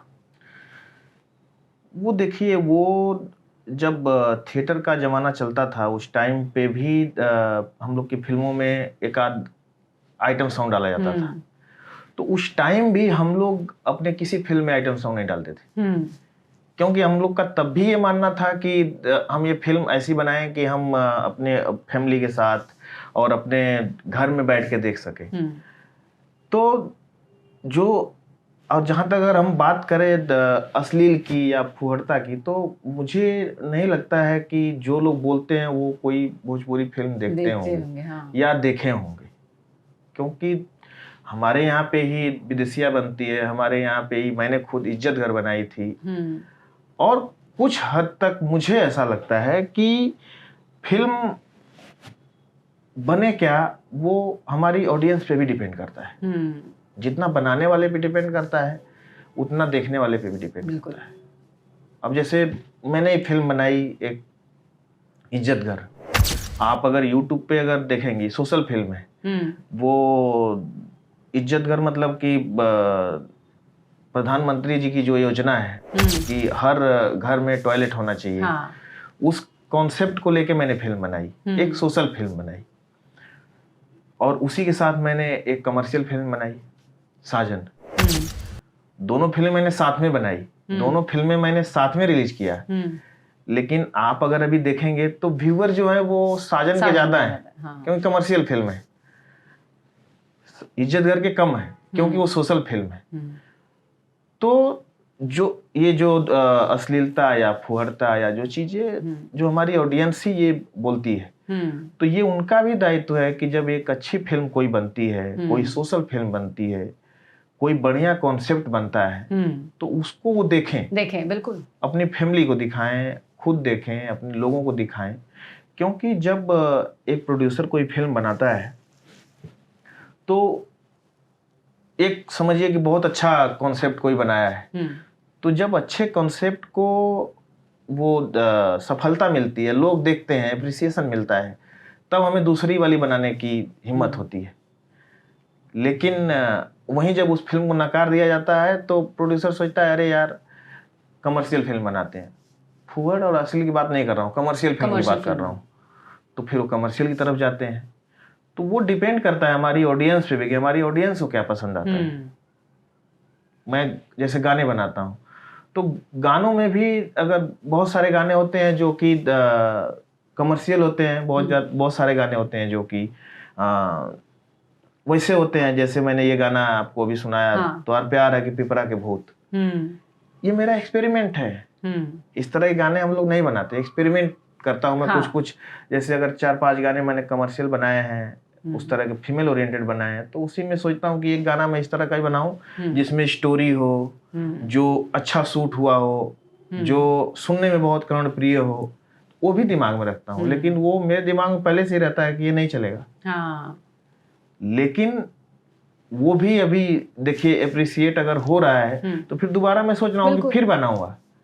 तो किसी भी इंडस्ट्री में बनाने वाले से ज्यादा देखने वालों की रिस्पॉन्सिबिलिटी होती है कि वहां पे चलेगा क्या, वहां देखा क्या जाएगा। बिल्कुल, आपको और हिम्मत मिलने के लिए और लोगों को भी जो आपको देख के काम करते हैं उनके लिए भी वो जरूरी हो जाता है। एक पिक्चर चल जाती है तो और वैसी आती है। ये प्रोड्यूसर, एक्टर, ये सारी चीजें जो आप कर रहे हैं, इन सब में एक चीज रहती है कि लोगों को लगता है कि आपके पीछे एक बैकिंग है, दिनेश जी की बैकिंग है जी। तो ये कितना सच है? क्या वो सचमुच में बैकिंग है? क्या आपको उससे फायदा ज्यादा होता है? क्या आपको नुकसान ज्यादा होता है? और क्या आप रेगुलरली नेपोटिज्म के शिकार होते हैं? देखिए, अगर हम बैकिंग की बात करेंगे तो वो तो हमारे जीवन के हर कदम पे उनका बैकिंग है। वो चाहे पर्सनल हो मेरा, चाहे फैमिली हो, चाहे वो मेरा काम हो, चाहे कंपनी हो, बैकिंग तो हमेशा ही है, हमेशा ही रहेगा। बिल्कुल। लेकिन जहाँ तक अगर उस वे में बात करेंगे कि उनकी वजह से मुझे क्या फ़ायदा हुआ, क्या नुकसान हुआ, तो मुझे बहुत फ़ायदा हुआ एज एन एक्टर। आप मुंबई में आते हैं और आप हीरो बनने के लिए स्ट्रगल कर रहे हैं, और आपको अगर एक प्लेटफॉर्म मिल जाए या आपका फैमिली ऐसा है कि आपको लॉन्च करे, तो उससे बड़ा फायदा आपको कुछ नहीं हो सकता। तो वो भी फायदा हुआ। लेकिन मेरे कहने का मतलब सिर्फ ये है कि एक बैकिंग होना और एक फायदा होना वो अलग बात है। वो तो मुझे विरासत में मिला है। दिनेश लाल यादव मेरे अगर बड़े भाई हैं तो वो मेरी किस्मत है, मेरा नसीब है, और वो रहेंगे। उस चीज को कोई नहीं नकार सकता। बिल्कुल। लेकिन अगर नेपोटिज्म के हिसाब से देखेंगे तो ऐसा बिल्कुल नहीं। बिकॉज ऑफ मेरा ऐसा मानना है कि उंगली पकड़ के आप किसी को चला सकते हैं, दौड़ा नहीं सकते। एक फिल्म आप पकड़ के और बोलेंगे चलो भैया एक फिल्म करो, लेकिन आप कब तक, जब तक कि मेरे में वो पोटेंशियल नहीं होगा, मैं जब तक मेहनत नहीं करूंगा, मैं जब तक खुद के बारे में नहीं सोचूंगा, मैं जब तक उस चीज के लिए मेहनत नहीं करूंगा, तब तक कोई कुछ नहीं कर सकता है। और जहां तक फायदे नुकसान की बात आपने कहा, तो शुरू में तो मेरे फर्स्ट फिल्म में उन्होंने गेस्ट किया था, तो उसका मुझे फायदा हुआ। लेकिन बाद में फिर मुझे इसी चीज का नुकसान होने लगा, क्योंकि जो प्रोड्यूसर हैं वो इसलिए आने लगे मुझे लेके फिल्म बनाने कि दिनेश जी का इसमें 5 दिन का काम है। अच्छा। आपको हीरो लेंगे, लेकिन दिनेश जी का इसमें बस 5 दिन का काम है। तो मैं ऐसी फिल्में छोड़ देता था, नहीं करता था। क्योंकि ऐसी फिल्म मैंने एक किया था जिस फिल्म का नाम था दिल, और उसमें भैया का मुझे लगता है कि 4-5 दिन का काम था। पूरी फिल्म में मैं था, पूरी फिल्म बन गई, पोस्टर बन गए, सब कुछ हो गया। जब फिल्म रिलीज हुई तो जब बिहार में पोस्टर लगा तो जितनी जगह पे मेरा मुंडी था उस सब पे डिस्ट्रीब्यूटर ने मेरा मुंडी काट के भैया का मुंडी लगा दिया, सारे पोस्टर में। तो ये डिसएडवांटेज भी था। मतलब पोस्टर में पूरा मैं हूँ, फिल्म में मैं हूँ, लेकिन वो अपने फायदे के लिए मुझे पूरा पोस्टर से ही हटा दिया। इसमें मेरा जो नुकसान हुआ नहीं हुआ उस पर मैं नहीं जाता। इसमें जो ऑडियंस थी उनको नुकसान हुआ। ऑडियंस समझ के जाती थी कि निरहुआ की फिल्म है, लेकिन उसमें जा रहे हैं तो पूरी फिल्म में मैं हूँ, वो मुश्किल से 10% है उस फिल्म में। तो इस चीज का मुझे नुकसान हुआ। तब से मैंने सोचा, भैया को बोला कि फिल्म करेंगे चाहे नहीं करेंगे, इस तरह की फिल्म नहीं करेंगे। उसके बाद मैं एक फिल्म कर रहा था, घूंघट में घोटाला। तो भैया मुझे फ़ोन किए कहीं से, अरे सुना ये ना गाना आई, सुना कैसा ना बढ़िया है, तो इसमें मैं कर दूं क्या गेस्ट। क्योंकि मैंने आपको बताया कि भैया एज ए फादर जो होता है अपने बच्चे को कभी भी बैकिंग हमेशा सोचता है कि मैं इसके लिए क्या कर दूं, इसके लिए ये कर दूं, इसके लिए ये कर दूं, इसके लिए ये कर दूं। तो वो भी हमेशा मेरे लिए, अगर मैं खुद से कर रहा हूं तो भी वो हमेशा सोचते हैं कि इसके लिए ये कर दूं क्या, तो इसकी फिल्म का अच्छा हो जाएगा, ये फिल्म कर दूंगा तो अच्छा हो जाएगा, वो हमेशा सोचते हैं। तो मैं फिल्म शूटिंग कर रहा था, मंजुल भाई डायरेक्टर थे आजमगढ़ में, तो उन्होंने मुझे फ़ोन किया, प्रवेश, बोला हाँ कैसे शूटिंग चलत है, बढ़िया चलत है, तो हाई गाना सुना था, गाना सुना मैं, बोले ये तोरे फिल्मिया में कर दें का गेस्ट अपीयरेंस। हम बोले भैया माफ़ करिए, आप हमारी फिल्म में करेंगे फिर हमारा मुंडी काट के दूसरे का आपका मुंडी लगा देगा, मुझे नहीं चाहिए, हिट होगी फ्लॉप होगी जो होगी वो हम देख लेंगे, नहीं चाहिए। हाँ चला ठीक है, सही कहा हुआ। उसके बाद हम लोगों ने नहीं किया और वो फिल्म सुपर हिट हुई। थिएटर में भी चली, टीवी पे भी चली, रिपीट रन में खूब चलती है, यूट्यूब पे भी लगभग 150 मिलियन उसके व्यूअर हैं। वहीं पे सिर्फ हम अगर उनका एक गाना डाल देते तो वो फिर पूरे फिल्म का जो चीजें है वो लोग बदल देते, तो वो डिसएडवांटेज होने लगा था, इसलिए मैंने वो चीज रोक दिया। और फिर अभी भी जो मैं कर रहा हूँ तो या तो पूरी तरह फिल्म में उनको हीरो रखता हूँ या तो पूरी तरह फिल्म में मैं हीरो रहता हूँ, अनलेस की कोई ऐसी फिल्म हो जिसमें कि दो हीरो की फिल्म है और दोनों भाई हैं, जैसे कि राम लखन हमने किया, तो और उस तरह की फिल्में आगे भी मैं प्लान कर रहा हूँ जिसमें दोनों भाई दिखेंगे। लेकिन उस तरह का मैं कभी एडवांटेज उठाने की कोशिश नहीं किया कि मैं फिल्म पाने के लिए और उनको यूज कर लूँ या उनका मैं 2 दिन 4 दिन का डेट दे दूँ, वैसा मैंने कभी यूज नहीं किया। और मेरा मानना ये भी है कि मैं जो भी करूँगा अपने दम पे ही कर सकता हूँ। बैकिंग तो हमेशा रहेगा उनका, मेरी फैमिली का, उनका सबका बैकिंग तो रहेगा, लेकिन मेहनत तो मुझे ही करना है।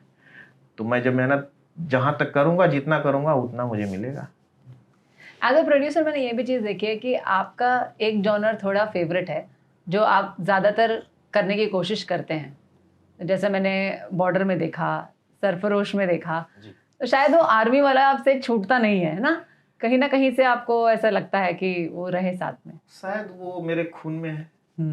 आप देखिए अभी आर्मी, हाँ तो वो फिल्म नहीं, मेरे आप ड्रेसिंग सेंस में भी, चाहे आप ऐसे भी मुझे देखेंगी, मैं थोड़ा सोल्जर के आसपास ही रहता हूँ।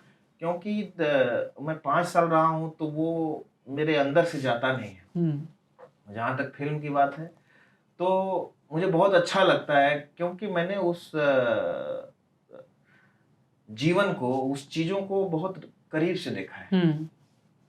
और जब मैं बाकी फिल्में देखता हूँ आर्मी बेस्ड, तो मुझे ऐसा लगता है अरे यार ऐसा क्यों किया, अरे यार इतना स्टार होता है, अरे यार इसका ये स्टार वाला ये ऐसे कैसे बात कर सकता। वो मुझे हमेशा मतलब रियलिटी से और इससे मुझे वो कनेक्ट करता है।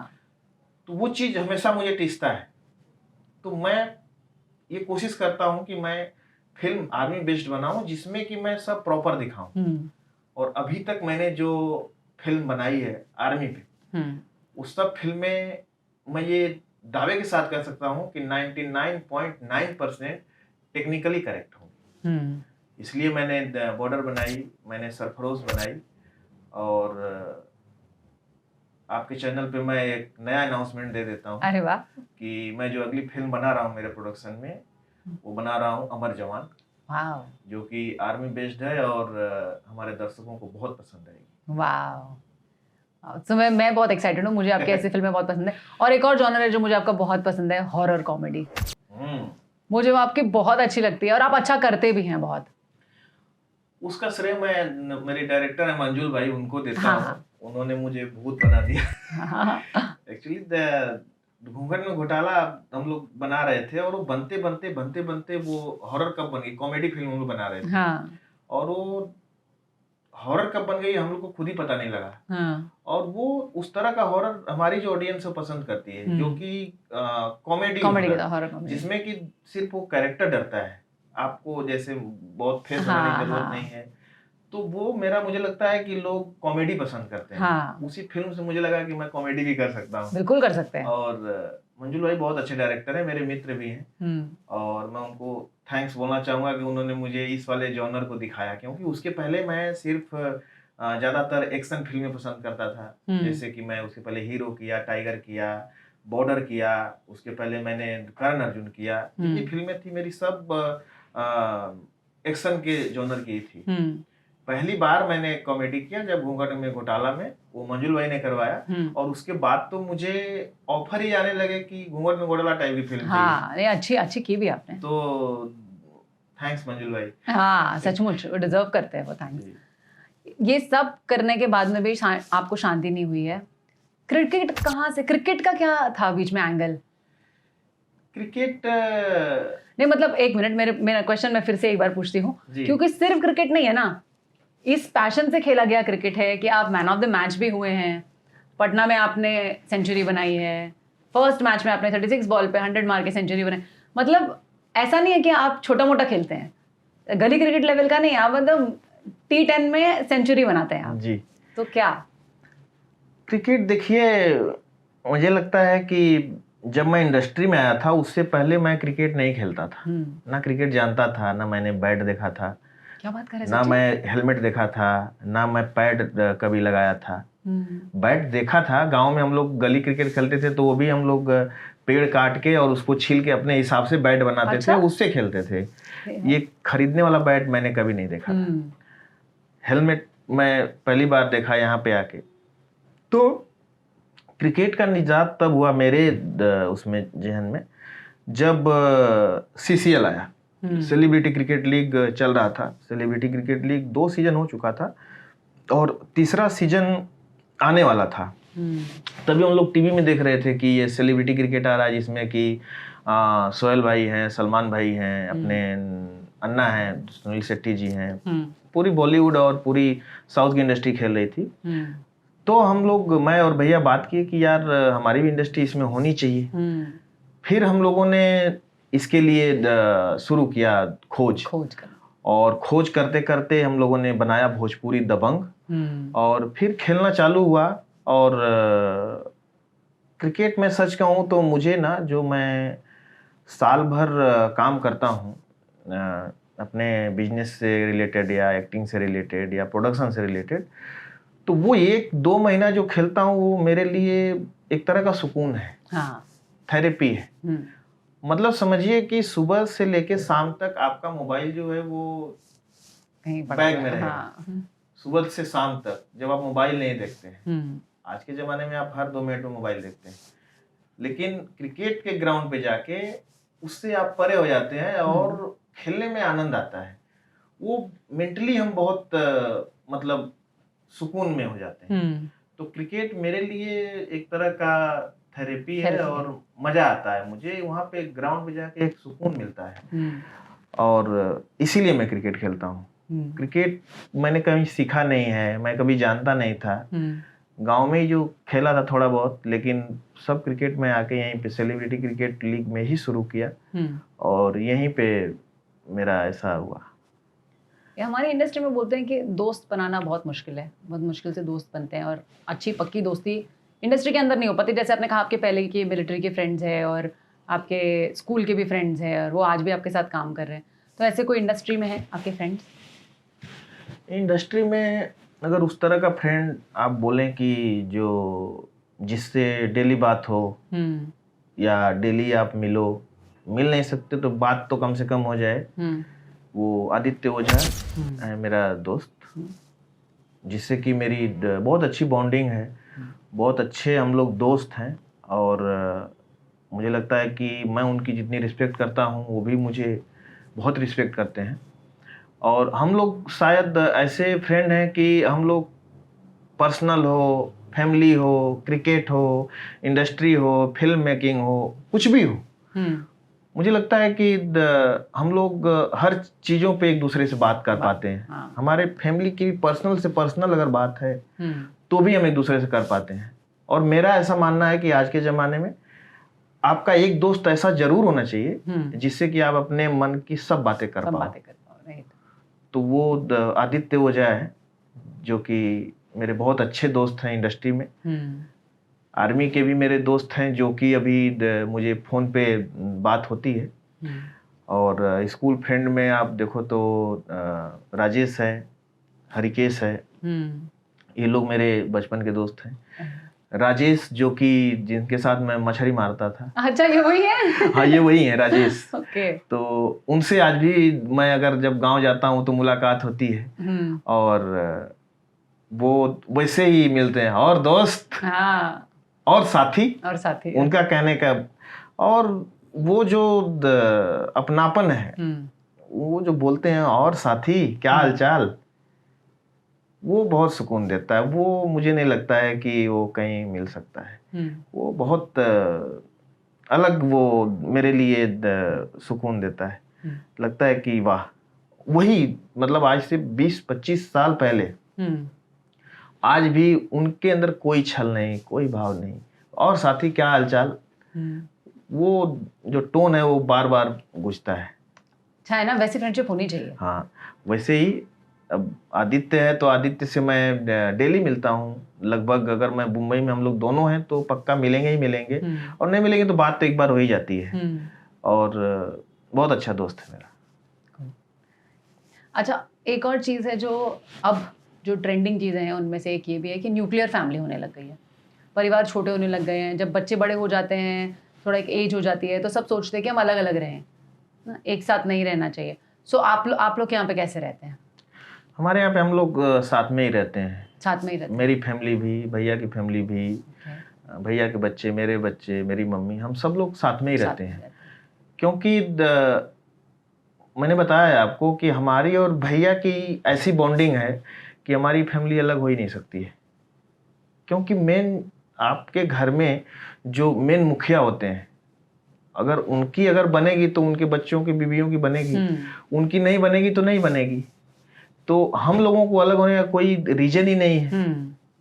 उसका बहुत छोटा सा वो है, रीजन है कि लाइफ में उनको ना उनको कुछ चाहिए ना मुझे कुछ चाहिए। हम अपने लिए कुछ करते ही नहीं है। हाँ। वो जो करते हैं मुझे लगता है कि मेरा ही है, और मैं जो करता हूँ उनको लगता है उनका ही है। हाँ। तो जब आप आपस में एक दूसरे की चीजें अगर एक समझते हो, और ये आपके अंदर भाव नहीं है कि अरे यार हमारे यहाँ पे क्यों अलगाव होता है कि अरे वो तो अपने खातिर करत हुआ, हमने कुछ किया तो अपने लिए कर लिया, उन्होंने कुछ कर लिया तो अपने लिए कर लिया, तो वहीं से विघटन चालू होता है। जो हम लोग के अंदर, हमारे घर में सेक्टर बटा हुआ है। सेक्टर मतलब कि चीजें, मतलब कुछ सेक्टर है जो मैं देखूंगा, कुछ सेक्टर है जो वो देखेंगे। वो पूरा, हाँ, वो जितने बच्चों का जो फरमाइश है वो सब वो देखते हैं। कि बेटी ये चाहिए, पापा ये चाहिए, वो चाहिए, वो सब चीज़ें वो देखेंगे। बाकी जो रेगुलर चीज़ें हैं वो मैं देखूंगा। तो उसमें ये नहीं है कि ये आपका, ये मेरा, ये मैं। तो जहाँ पे ये चीज़ें ही नहीं है वहाँ पे विघटन का मुझे नहीं लगता कोई रीजन है। तो हमारी फैमिली एक साथ है, एक साथ ही रहती है। और टचवुड मेरा ऐसा मन कहता है कि हम लोग जब तक जिंदा रहेंगे, शायद हम और भैया तो शायद कभी अलग नहीं हो सकते। क्यों नहीं? मेरा सिर्फ एक क्वेश्चन था। बिकॉज ऑफ हम लोग की मेंटालिटी बहुत मिलती है। हम दोनों एक दूसरे को बहुत जानते हैं, समझते हैं। और सबसे बड़ा रीजन कि हम दोनों को चाहिए ही नहीं कुछ। विघटन वहाँ होता है जहाँ चाहिए होता है कि हमको तो यार ये चाहिए, हमको वो चाहिए। हमको चाहिए ही नहीं, ठीक है आपको ये चाहिए ले लो, मुझे ये चाहिए, हाँ ठीक है आप ले लो। तो वहाँ पे फिर ये रीजन ही नहीं पैदा होता है। एक और चीज़ है, जब बच्चे होते हैं घर में तो ज़्यादातर बच्चों को ऐसा होता है कि मुझे मेरे पापा जैसा बनना है। हाँ। मैं आपके घर के सारे बच्चों को जानती हूँ, मेरे ब्रो है वो लोग सब, क्या, और वो सब को पापा जैसा नहीं बन के चाचा जैसा क्यों बनना है? चाचा जैसा इसलिए बनना है क्योंकि वो लोग इस बात को समझते हैं कि चाचा बहुत प्रैक्टिकल है। पापा भी गलत नहीं है, लेकिन चाचा बहुत प्रैक्टिकल है। और पापा खुद ही बोलते हैं कि तुम लोग मेरे जैसा नहीं, चाचा जैसा बनो। हाँ, ये बात भी है, मैंने देखा है। इसलिए उन लोग को बनना है क्योंकि कुछ कुछ चीज़ों में, जैसे अब भैया है तो वो किसी चीज़ को मना नहीं कर सकते। हाँ। वो समझिए कि भोलेनाथ हैं, उनके जेब में अगर 11 रुपया है, आपने अगर 12 रुपया मांग दिया तो 1 रुपया किसी से उधार लेके आपको 12 रुपया दे देंगे। बिल्कुल। वो ऐसे इंसान है। और जबकि उनको ये बात पता है कि मुझे ऑलरेडी मेरे लिए 12 रुपए की जरूरत है, हाँ। नीड है, बच्चों का फीस भरना है मान लो, या घर पे कुछ भी काम करना है, वो भूल जाएंगे। कोई मांग दिया, कोई आ गया तो वो ना नहीं बोल सकते।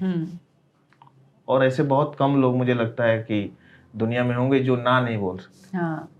तो वो भगवान भोलेनाथ है, तो वो खुद भी बोलते हैं बच्चों को तुम लोग ना, और मैं जो हूँ, मैं ऐसा नहीं किसी को मना करता हूँ, लेकिन मैं पहले ये देखूंगा कि अच्छा बच्चे का फीस है या ये है, हमको तो ज़रूरत है। तो अगर हमारे पास 11 रुपये आए और हमको 10 रुपये की ज़रूरत है और कोई अगर 11 रुपये मांग रहा है, तो मैं एक बार जरूर सोचूंगा, अरे यार 11 रुपया तो मेरे पास है, लेकिन 11 रुपये ये बच्चों का फीस भरना है, मुझे ये करना है, तो मैं दूंगा तो करूंगा। आपको समझाऊंगा यार देखो यार मेरे पास है लेकिन मुझे ये काम है इसलिए मैं नहीं दे सकता, या मैं देखता हूँ। तो मैं बहुत प्रैक्टिकल हूँ, तो इसलिए बच्चे भी इस चीज़ को समझते हैं।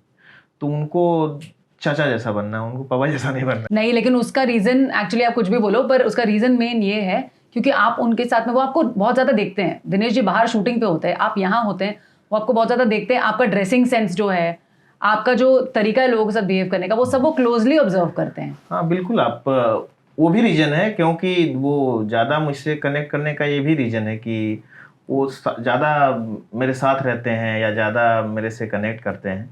और यहाँ तक कि जो मेरा भतीजा है छोटा वाला अमित, वो तो मतलब मेरे कबर्ड से कुछ भी निकाल के पहन लेगा। अगर उसको कहीं जाना है तो वो बोलेगा चाचू मुझे ना यहाँ पे जाना है, थोड़ा कुछ देखो, मत देखो क्या चाहिए तुमको। तो मेरे पैंट, मेरे टी शर्ट्स या मेरे जैकेट, मेरे शूज सब उसको आ जाते हैं। हाँ। तो वो पहन के और निकल जाएगा, बोलेगा अच्छा है। तो मेरा कबर्ड हमेशा उसके लिए खुला रहता है। तो हाँ। और आके फिर वापस से देगा भी कि हाँ। मैं यूज कर लिया अभी। मैं बोला चलो ठीक है बेटा। हाँ। तो उससे भी वो लोग कनेक्ट करते हैं, इस बात को मैं मानता हूँ। और भैया खुद भी उनको बोलते हैं कि तुम लोग ना चाचा जैसा बनो। हाँ, नहीं ये बात मैंने भी सुनी है, मेरे सामने की बात है। और कहीं ना कहीं ये लोग बच्चे लोग ये भी देखते हैं कि पूरा जो बिजनेस है, जो कंपनी है, चाचा बहुत सब चीज़ें देखते हैं और बिजनेस माइंडेड हैं, ये घर देखते हैं सब चीज़ें। तो भैया का भी वही पॉइंट ऑफ व्यू वही होता है कि चाचा जितनी जिम्मेदारियों को लेके चलते हैं, घर को भी, फैमिली को भी, कंपनी को भी, खुद एक्टर भी हैं, प्रोडक्शन भी है, तो इतनी जिम्मेदारियां लेके चलते हैं। तुम मेरे जैसा, क्योंकि मैं तो भोले बाबा हूँ, मैं एक्टिंग करता हूँ बस, उससे ज़्यादा मुझे मतलब नहीं रहता है। तो उनके जैसा रिस्पॉन्सिबल बनो तुम लोग। तो इसलिए सब लोग मेरे जैसा बनना चाहते हैं। और आपका इक्वेशन कैसा है, मतलब जैसे आपके मम्मी के साथ में, आपके घर में बाकी लोग के साथ में, बच्चों के साथ में, कैसा इक्वेशन है आपका? बहुत अच्छा है। मेरी मम्मी के साथ मैं जब भी गांव जाता हूँ, क्या उनको जब भी बोलता हूँ कि आ जाओ यहाँ पे, तो ज़्यादा मुंबई में कम ही वो आती हैं। आती भी हैं तो वो जिस दिन आती हैं उसी दिन बोलती हैं मुझे जाने का टिकट कब कर रहा है। मैं बोला अरे आज ही तो आई हो। हाँ। नहीं मेरा टिकट करो, मुझे यहाँ ठीक नहीं लग रहा है, जाना है। हाँ। तो मम्मी को ज़्यादा गाँव में ही अच्छा लगता है, क्योंकि गाँव में पूरा उनका जलवा है। 2-2 3-3 घर है, अगल बगल के लोग हैं, साथी हैं, गांव वाले हैं। तो वो गांव में उनका रूटीन है कि सुबह 10 बजे निकलेंगी, कुछ काम नहीं, फिर भी पूरा गांव घूम के शाम को 6 बजे आएंगी। हाँ। सिर्फ घूम के आती हैं और हाँ। ठीक है सबसे पूछ हाँ। के आएंगी, और जिसको ठीक नहीं है कुछ उनको चाहिए तो देंगी भी। हाँ। और तो उन लोगों से जो कनेक्टेड है वो यहाँ पे आके मिस करती हैं। मुंबई में आती हैं तो फिर उनको यहाँ पे मुंबई में आपका कितना ही बड़ा घर हो जाए, लेकिन आप मतलब गांव वाला फील नहीं आता, खुला आसमान नहीं मिलता। हाँ। तो यहाँ पे उनको ठीक नहीं लगता है। तो जब भी घर रहती है, मैं जाता हूँ तो फिर अपने हाथ से वो ज़्यादातर सेवई बनाती है। मुझे सेवई बहुत पसंद है, तो सेवई बनाएंगी, खाना खिलाती हैं, बहुत प्यार करती हैं। तो मम्मी से बहुत अच्छा इक्वेशन है। बाकी जो बच्चे लोग हैं, ये लोग भी मुंबई में साथ में ही रहते हैं, हमारी फैमिली पूरी साथ में ही रहती है मुंबई में। तो बहुत अच्छा उन लोग से भी है, वो लोग से बस थोड़ा कभी कभी मुझे मतलब उनको टाइट करना पड़ता है। अच्छा। हाँ, क्योंकि उनको थोड़ा फ्रेंडली हो जाते हैं, फिर उसके बाद जब कुछ मुझे लगता है कि नहीं ये लोग सही नहीं चल रहे हैं, सही नहीं चल रहे इन द सेंस कि अब कॉलेज है, तो मेरा कहना है कि भाई कॉलेज टाइम से जाओ, टाइम से आओ, तुम लोग जिम जाओ, क्योंकि अमित को और उदित को दोनों को एक्टर बनना है। अरे वाह। हाँ, तो दोनों अभी इसमें विस्लिंग Whistling में Woods दोनों एक्टिंग का कोर्स कर रहे हैं। तो और उन लोगों को पता चलता है कभी मैं 11 बजे उठा हूँ, अभी सो ही रहे हैं, तो फिर उनका क्लास लेता हूँ कि क्यों नहीं गए, तो फिर वो लोग बोलते सॉरी चाचू, कल से टाइम से जाएंगे। जिम नहीं गए तो क्योंकि वो साथ में रहते हैं, तो रिस्पॉन्सिबिलिटी है कि उनको हम सही रास्ता दिखाएं, और हर माँ बाप का वो फर्ज होता है कि अपने बच्चों को सही रास्ता दिखाए। और मैं उनको हमेशा यही बोलता हूँ कि बेटा क्या है कि हम लोग गांव से आए हैं, हमारे पास साइकिल थी, और उस साइकिल से अगर हम लोग यहाँ तक आए हैं, हमको ये चाहिए था तो हमने उतना मेहनत किया।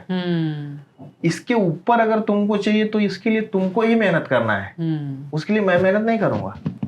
हम जहाँ पे हैं अभी, इससे अगर तुमको ऊपर जाना है, और नाम करना है, और पैसा चाहिए, और दौलत चाहिए, और ऐशो आराम चाहिए, चीजें चाहिए, तो उसके लिए आपको ही करना पड़ेगा। बिल्कुल। आप जो करोगे वही आपको मिलेगा, आप नहीं करोगे नहीं मिलेगा।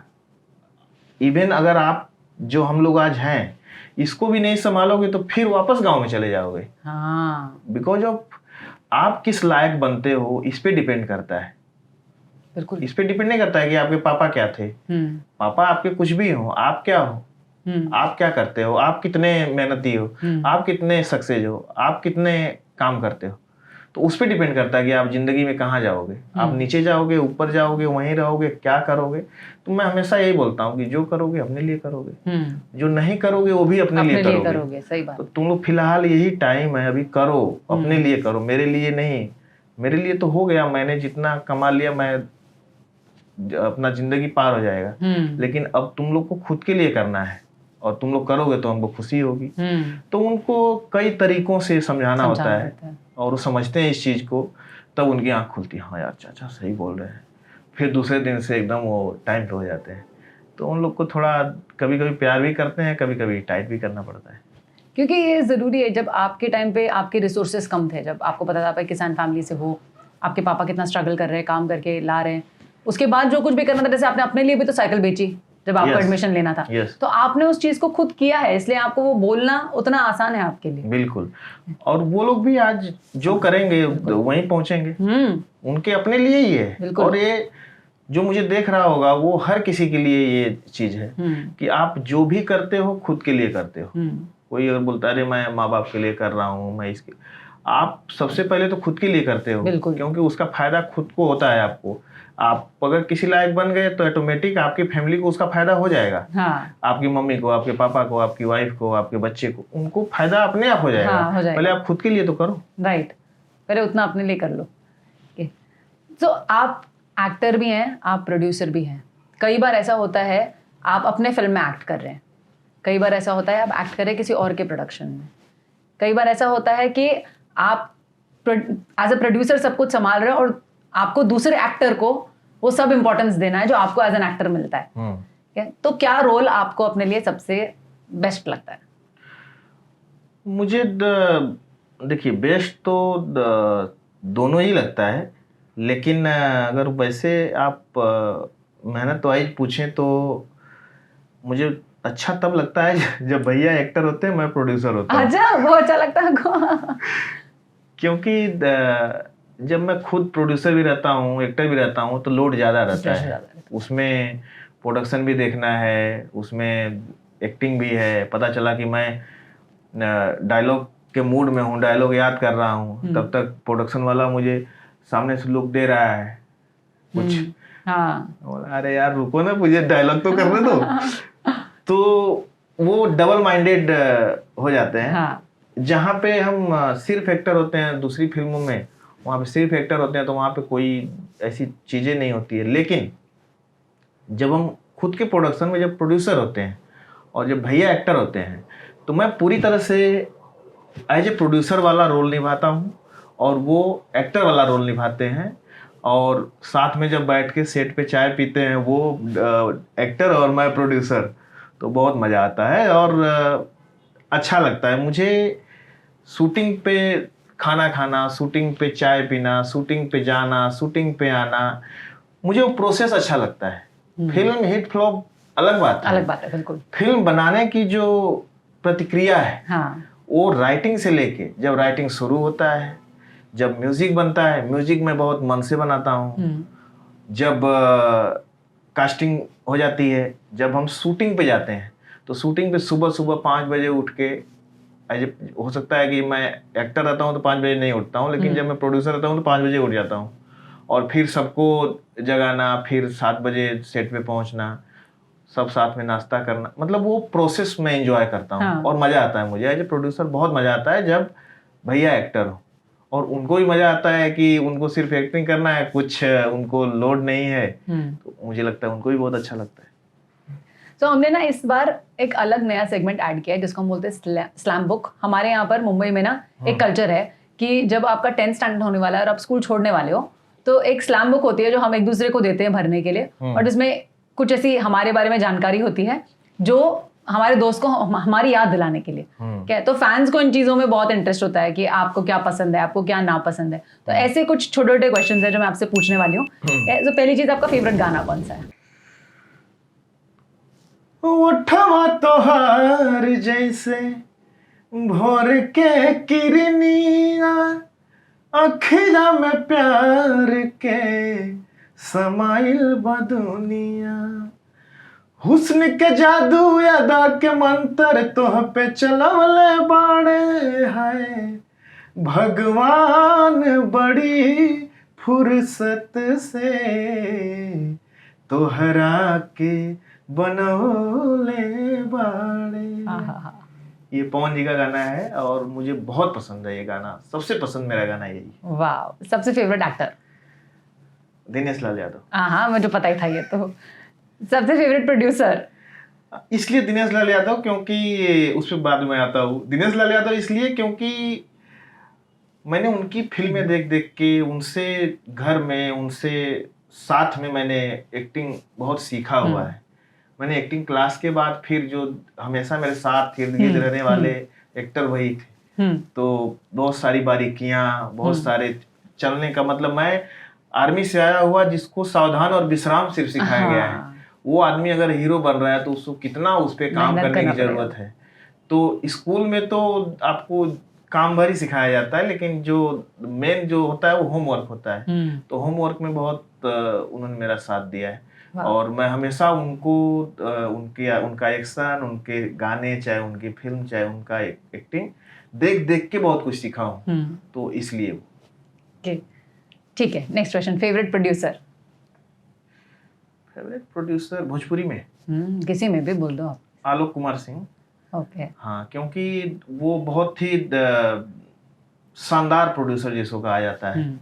जब तक थे तब तक उन्होंने बहुत सारी, क्या जो भी फिल्म वो बनाते थे हिट की गारंटी होती थी। वाह। और बहुत ही जिंदा दिल आदमी, बहुत ही दिल वाला प्रोड्यूसर जिसको कहा जाए, प्रोड्यूसर जो दिलदार होना चाहिए। हाँ। तो वो दिलदार प्रोड्यूसर मैं उनको बोलता हूँ, और मेरे सबसे फेवरेट प्रोड्यूसर है वो Alok Kumar Singh. Favourite movie? Favourite movie Nirahua rickshaw वाला। अच्छा, ओके। उसके बाद अगर आप पूछेंगे तो निरहुआ हिंदुस्तानी। हाँ, नहीं, फिल्में तो सब आप लोग की बहुत अच्छी अच्छी फिल्में हैं, उसमें चूज करना मेरे लिए भी डिफिकल्ट है। खाने में सबसे ज्यादा क्या पसंद है? सेवई। पीने में सबसे ज्यादा क्या पसंद है? Black coffee. वो नहीं बोल सकता है। Good answer. Okay, favourite book? Favourite book? Script मत बोलिएगा प्लीज। स्क्रिप्ट? स्क्रिप्ट है फेवरेट बुक, उसके अलावा नहीं पढ़ने में मजा आता है। ओके। कौन सी जगह आपको जहाँ जाना बहुत पसंद है? पहले मैं ज्यादा महाबलेश्वर जाता था, बच्चे लोग वहाँ पढ़ते थे तो ज्यादा मैं वहाँ पे जाता था, तो मुझे खासकर बारिश के टाइम पे वहाँ पे बहुत अच्छा लगता था। वाह। अपने आप को एक शब्द में डिस्क्राइब कीजिए। मैं बहुत मनमौजी टाइप हूँ। मनमौजी, बिल्कुल सूट होता है आपको। मनमौजी। आपकी सबसे बड़ी ताकत क्या है? मेरी सबसे बड़ी ताकत जो है वो मेरा परिवार और मेरा दृढ़ निश्चय, क्योंकि मैं जो सोच लेता हूँ वो करके रहता हूँ। Very good. और मेरे जीवन में मैंने ऐसा कुछ सोचा ही नहीं जो नहीं किया। तो मैं जिस चीज़ को ठान लूँ कि मुझे करना ही करना है तो वो मैं करता ही हूँ। तो मेरा दृढ़ निश्चय सबसे बड़ा मेरा ताकत है। वाह, वेरी गुड। वीकनेस? वीकनेस, कभी कभी मैं बहुत जब शूटिंग नहीं होता है तो मैं बहुत लेजी रहता हूँ। मैं 1 बजे सो के उठता हूँ, 12 बजे सो के उठता हूँ। जिम मुझे हो सकता है कि 10 बजे 11 बजे जाना हो, लेकिन मैं सिर्फ जब शूटिंग होता है तब एक्टिव होता हूँ और बहुत जिम्मेदारी समझ में आती है तो मैं सुबह सुबह उठता हूँ। नहीं तो अगर शूटिंग नहीं है तो मुझे कोई 12 बजे के पहले, पूरी इंडस्ट्री जानती है कि मैं 12 बजे के पहले नहीं उठता हूँ, तो 12 बजे पहले मुझे कोई फ़ोन नहीं करता है।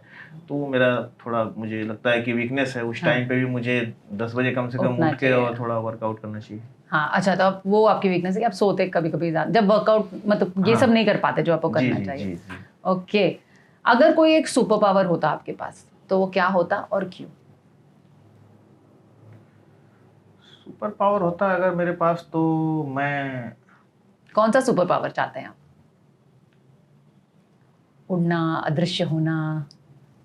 नहीं, मैं 20-25 साल पहले जाके ये दुनिया को टाइम ट्रैवल ही करना चाहते हैं, रीसेट कर देता। हाँ हाँ। और वो इसलिए क्योंकि मेरे जो फादर थे उनका जो सपना था कि उनका बड़ा बेटा बहुत बड़ा स्टार बने, बड़े बेटे के नाम से लोग मेरे फादर को जाने और मैं आर्मी में जाऊं और मैं भी बड़ा आदमी बनूं।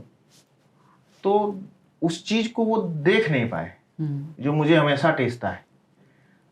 वो आज अगर होते तो बहुत खुश होते। तो मैं दुनिया को रीसेट कर देता 20-25 साल पहले जाके, ताकि वो इस चीज़ को देख सके। ये बहुत प्यारी चीज़ है, लेकिन मैं जानती हूँ कि आज वो आप लोग को देख रहे हैं और वो बहुत खुश हैं आप लोगों के सक्सेस से। बचपन की सबसे प्यारी मेमोरी? बचपन की सबसे प्यारी मेमोरी जो थी वो है अभी भी। मेरा और भैया का लड़ाई मतलब झगड़ा, और मेरी वजह से उनको मार खाना ज़्यादा, क्योंकि पिताजी गलती किसी की भी हो मारते उनको ही थे। अच्छा। उनकी खूब धुनाई होती थी, मेरी वजह से भी, मेरी भी गलती है तो वो शायद भैया भी मुझे कभी भी आगे नहीं किए कि इसकी गलती है। हाँ। जो मेरी गलतियां होती थी उसको भी वो अपने पे ले लेते थे और फिर उनको उसकी वजह से भले कितनी भी डांट पड़े, कितनी भी, तो हमेशा उन्होंने मुझे बैक किया है, तो मतलब बचपन से ही। तो वो बड़ी प्यारी मेमोरी है कि तब मुझे समझ में नहीं आता था, अब मुझे समझ में आता है कि उन्होंने कितना मुझे बैक किया। वाह। अगर अपना नाम बदल सकते होते तो बदलना चाहते हैं? नहीं, मेरा नाम बहुत अच्छा है, राम प्रवेश यादव। है ना? अच्छा, मुझे भी अच्छा लगता है, सूट होता है आपको। ऑलरेडी तो बदल लिए, प्रवेश लाल यादव कर लिए। हाँ, हो ही गया। उसके बाद भी एक नाम हो गया टाइगर। हाँ, अब कितनी बार बदले नाम हम। यस। ओके, इसमें लास्ट क्वेश्चन यही होता है कि जिन्होंने ये बुक आपको दी है उनके लिए एक मैसेज बोलना है, तो आपको मेरे बारे में कुछ बोलना पड़ेगा। कॉफी पीनी पड़ रही है इनको मेरे बारे में बात करने के लिए। कॉफी पीनी देखिए, मैं आपके लिए बस इतना ही कहना चाहूंगा कि मैंने इतना सोचा नहीं था, मतलब जितना आपने किया, इस सेंस में कि जब पहली बार मुझे पता चला कि आप पॉडकास्ट कर रही हैं, तो मैंने पहला जो पॉडकास्ट था अमरपाली जी के साथ, मैंने वो सिर्फ इसलिए देखा था कि आप कर कैसा रही हैं। अच्छा। क्योंकि उसके पहले मैंने ये इमेजिन नहीं किया था, ऑन स्क्रीन आपको मैंने इमेजिन नहीं किया था। उसके पहले हम लोग निरहुआ हिंदुस्तानी के सेट पे मिले थे एज ए अमरपाली जी की बड़ी सिस्टर। तो हम लोग की बात भी बहुत कम होती थी, ना के बराबर होती थी। मैं आपको रूड लगता था, आप मुझे रूड लगती थी। मैं आपको रूड लगती थी? ठीक है, चलो ठीक है। नहीं, बात नहीं हो तो जब तक मुझे लगता है इस पॉडकास्ट के बाद भी हमारा आपके लिए, आपका हमारे लिए परसेप्शन चेंज हो जाएगा। हाँ, बिल्कुल हो जाएगा। तो मैं सोचा नहीं था कि आप ऑन स्क्रीन आप पॉडकास्ट कैसा करेंगी, क्या करेंगी। तो मैंने आम्रपाली जी का पॉडकास्ट देखा था और फिर मैं सरप्राइज हुआ था कि अरे यार, ये तो बहुत अच्छा कर रही है। क्योंकि पॉडकास्ट भी आप जितनी सहजता से करती हैं, हम्म, आप लगता ही नहीं कि आपके पास सामने कैमरा है। हाँ, बहुत वो कोशिश करनी सबसे बड़ी पड़ती चीज है किसी भी एक्टर के लिए या किसी भी पॉडकास्ट करने वाले के लिए या जो भी कैमरा के सामने कोई अगर बातचीत कर रहा है तो उसके लिए कि हम कितने सहज हैं। उस मामले में मतलब आप इतने सहज हो कि आज आपने पॉडकास्ट शुरू कर दिया, मुझे पता ही चला मतलब शुरू हो गया क्या इसी पॉडकास्ट में। हाँ। कब शुरू हो गया मुझे पता ही नहीं चला। मैंने बोला अच्छा शुरू हो गया क्या। तो आप इतनी सहज हैं कैमरा को लेके, तो मैं बहुत इसके लिए हैप्पी हूँ और मैं उम्मीद करता हूँ कि दोबारा आप मेरा पॉडकास्ट करें जब मेरी कोई फिल्म आए। डेफिनेटली। और डेफिनेटली मैं चाहूँगा कि बार बार मैं आपके शो पे आऊँ और मुझे बहुत अच्छा लगा आके और आपके साथ बात करके। Thank you. मैं सचमुच कह रही हूँ कि मेरे मन में भी ऐसा था स्टार्टिंग में, जब मैं आपको फर्स्ट फिल्म में जब देखा था तो मुझे ऐसा लगा था कि थोड़े खड़ूस तो हो आप, अभी भी थोड़े हो सबको लगता है भाई। लेकिन जब मैं धीरे धीरे आपको जानने लगी तो मुझे ऐसे लगा कि नहीं, आप ऐसे हो कि आप उनके साथ खुलते हो जिनके साथ आप खुलना चाहते हो, और आपके बारे में बहुत सारी चीज़ें जो आपने अपने लाइफ में अचीव की है, जो आपने स्ट्रगल्स देखे हैं, वो सबको नहीं पता होते, तो हमें आपको जज करने का अधिकार है नहीं। अब जब मैं आपको जानती हूँ और इस पॉडकास्ट के बाद तो मुझे ऐसा लगता है हम बहुत अच्छे दोस्त बन सकते हैं। बिल्कुल बिल्कुल। और हमारी बहुत अच्छी जमेगी। सो आई एम वेरी हैप्पी। मैं बहुत खुश हूँ कि भली देर से थोड़ा टाइम लगा हमें टाइम एडजस्ट करने में, but I am very glad कि ये टाइम एडजस्ट हुआ और आप आए और हमने इतनी सारी बातें की और मुझे आपको जानने का मौका मिला। And I am sure viewers को बहुत मजा आएगा आपकी स्टोरी जानने में। और बस मैं यही कहना चाहूँगा कि आप वापस हमें जरूर बुलाइएगा जब हमारी कोई फिल्म आए या कुछ मेरा हो तो मैं आपको बताऊंगा, ताकि हम लोग फिर दोबारा मिल सके और इस तरह की बातें कर सके। बिल्कुल बिल्कुल। और आपको मैं थैंक यू और एक चीज़ के लिए बोलना चाहती हूँ कि उस टाइम पे सचमुच में CCL के लिए मैं फिर से एक बार आपको बोल रही हूँ, बहुत मुश्किल था उस टाइम पे, पर आपने अरेंज किया, आपने सबको वहां पर बुलाया उस टाइम पर और आपने वो चीज़ किया। तो I am very very very grateful. Thank you. और ये एक छोटा सा टोकन ऑफ अप्रिसिएशन हमारे टीम की तरफ से। आई होप आपको अच्छा लगे। Thank you so much. Thank you very much for coming. Thank you.